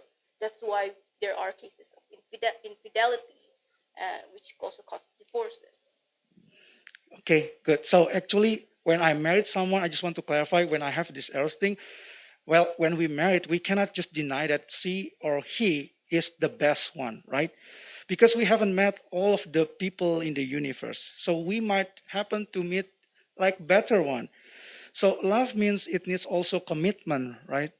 Commitment and and and and and love is just more, I don't know, it's just broad. It's just too much to cover as simple as the anti-Alex. It's just kind of bothering me. But yeah, thank you for your explanation. But I just want to ask you why you propose this rather than how about let's just militantly, diligently spread the gospel, spread the good news, and make people repent, make people love God so they can have the love of God and they can really spread this love of God to the universe or to this earth. Why don't you suggest that? Why you instead propose this one? Thank you for your question, Mr. Martin. Well, as you know, God, our relationship with God isn't a transactional one, where, uh, where, uh, where we could also use medication in a way where we could see that God used those medications to help us to conform more towards His commands. Because it seems like all of this pain, all of this conflict that we have, it seems like your presentations or your thesis blames on the biological things that we have, blames on the hormone part. Okay, it's okay that what you it's because of the hormonal thing. So let's just cut it out. Let's just and then let's make this earth better. Am my statement right? Is that what you think? Thank you for your question, Mr. Martin. I don't mean to cut off love entirely. I'm just advocating to diminish the aspect of eros when it became necessary, because some people are also struggling, and like reparative therapy in the case of homosexuality couldn't solve their problems, and now uh, for cases of homosexuality, uh, in psychology, they advocate to only ask people to accept their sexuality. Well, as we all know as Christians, that kind of contradicts our biblical teachings. That's why I propose this solution to help, at least help the people who suffer from same-sex attraction to uh, so they could be more endurable in those situations.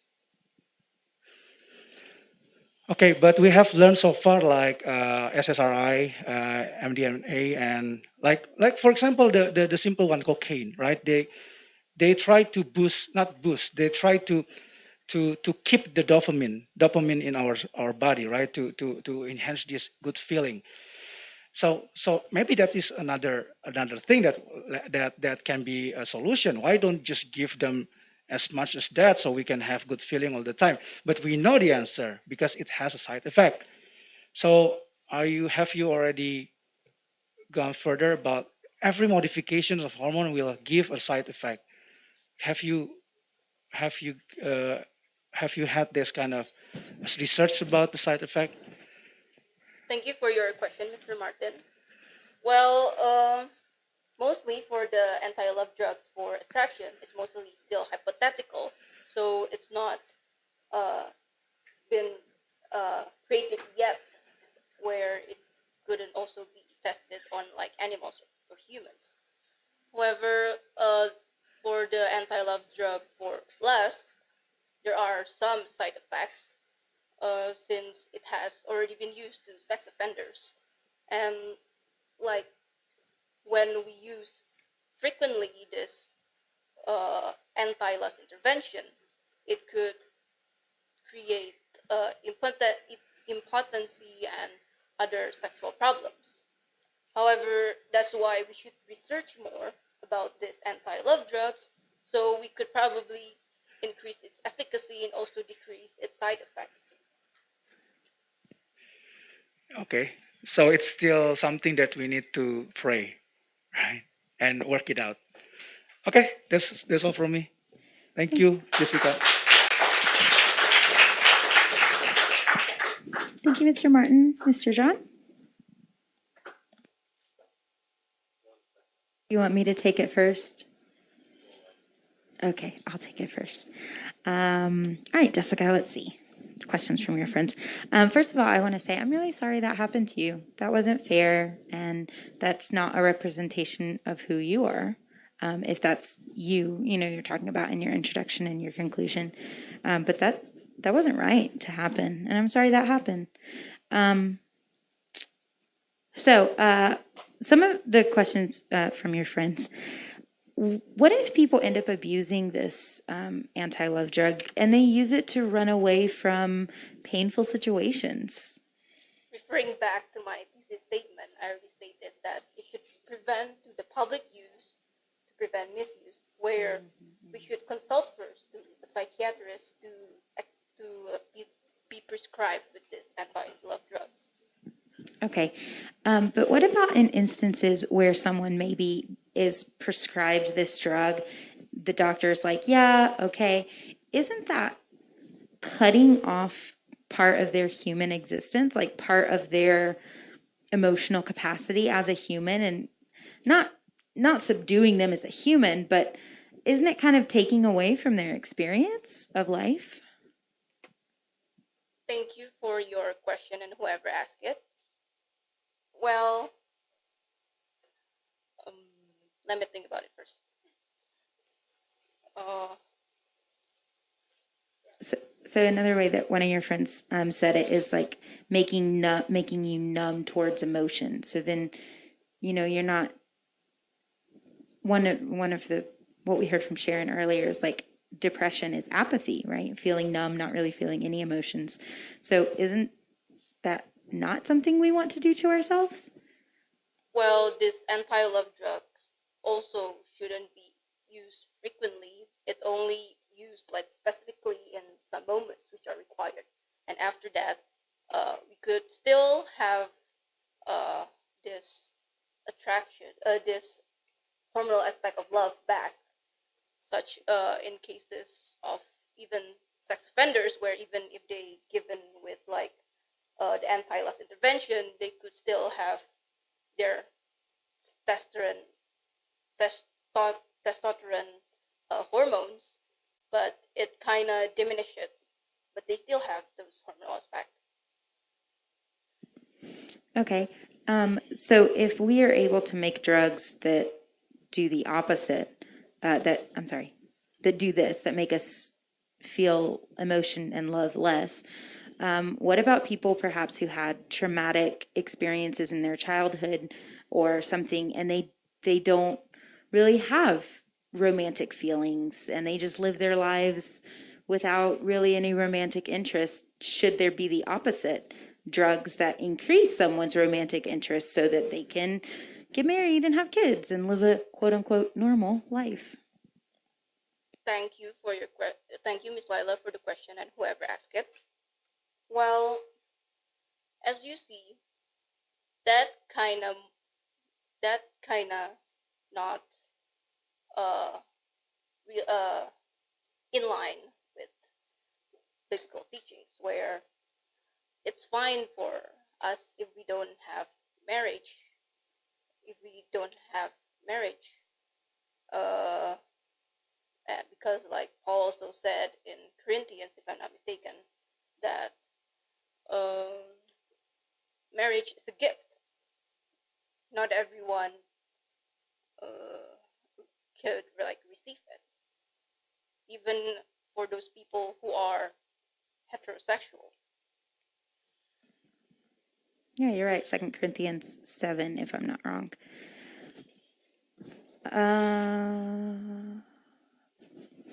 Do you have questions? You ready? Okay, I'm going to give it to Mr. John. So I was initially kind of like, I don't know what I think about this topic. But after your presentation, it is actually really fascinating. And the more that I thought about it, the more I realized this is a conversation that's been going on for a very long time. So I don't know if you remember back in 9th grade talking about the Odyssey and Odysseus going to the island of the lotus flowers, and that the people on that island, what if they would eat the lotus flower, they would forget all the bad things that had ever happened to them, and they would just be put into a state of tranquility and peace, and they would forget all of the war that they had just gone through, 10 years of war, but they would also forget their families and all the good things that came with it. So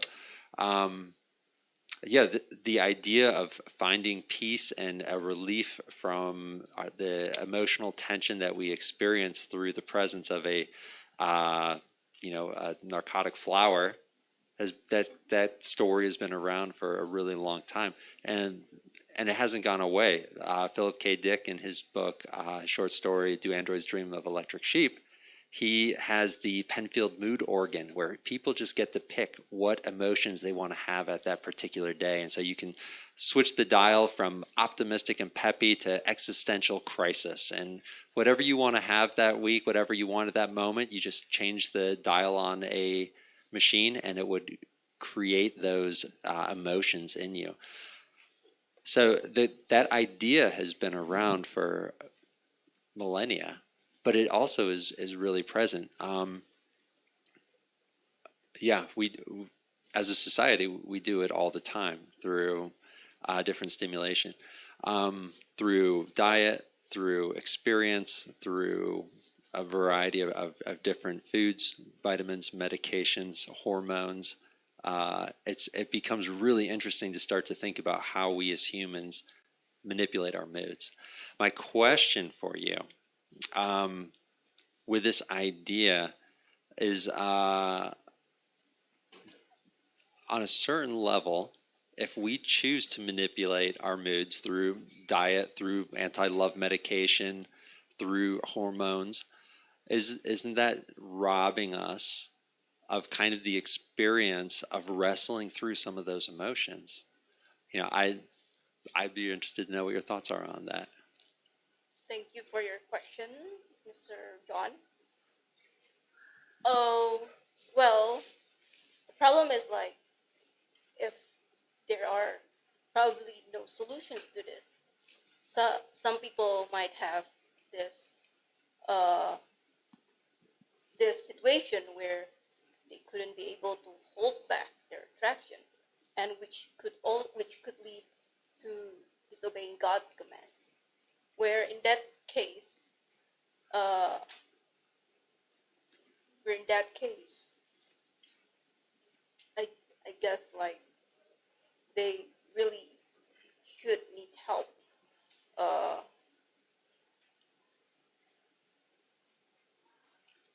Okay.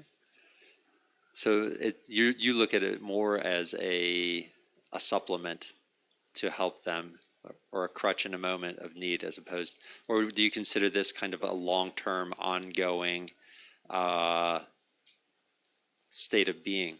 I know there's the story of Alan Turing, who created the Enigma machine, and yeah, when he was one of the ways that they decided that they would punish him when he was found to be homosexual was through chemical castration, and he decided that it was involuntary, and he would not live that way.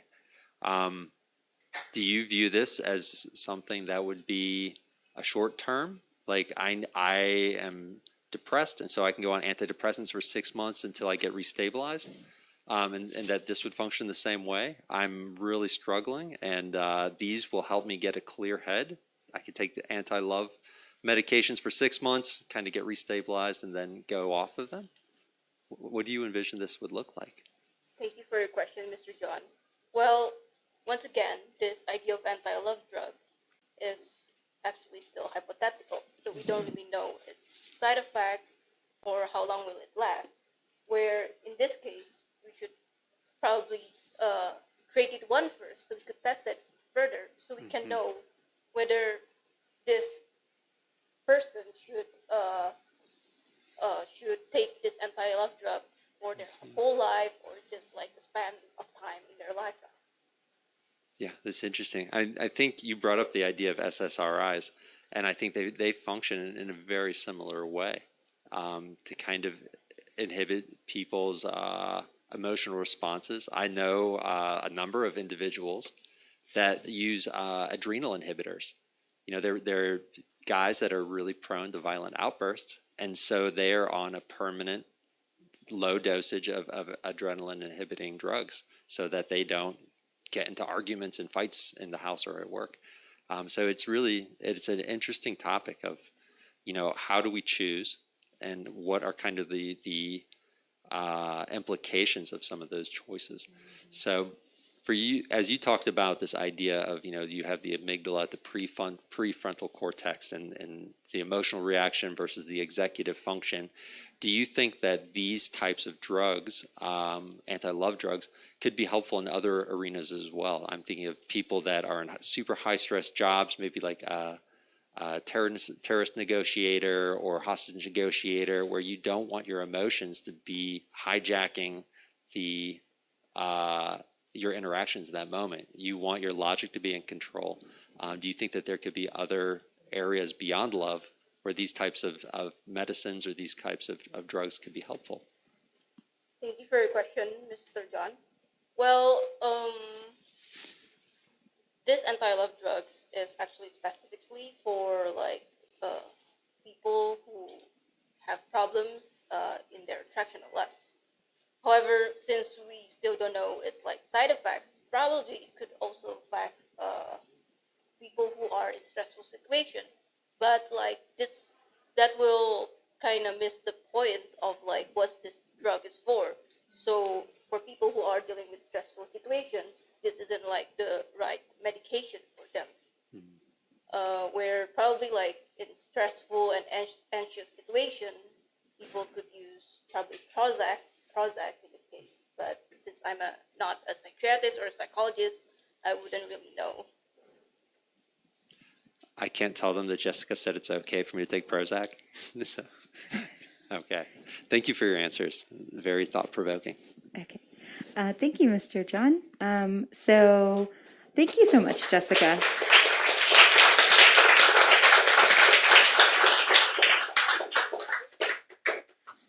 All right. Shuttle people can go ahead and go. If you presented today, come see me at the front. Go see Mr. Ronnie over there to take pictures. I'll see you guys on Friday.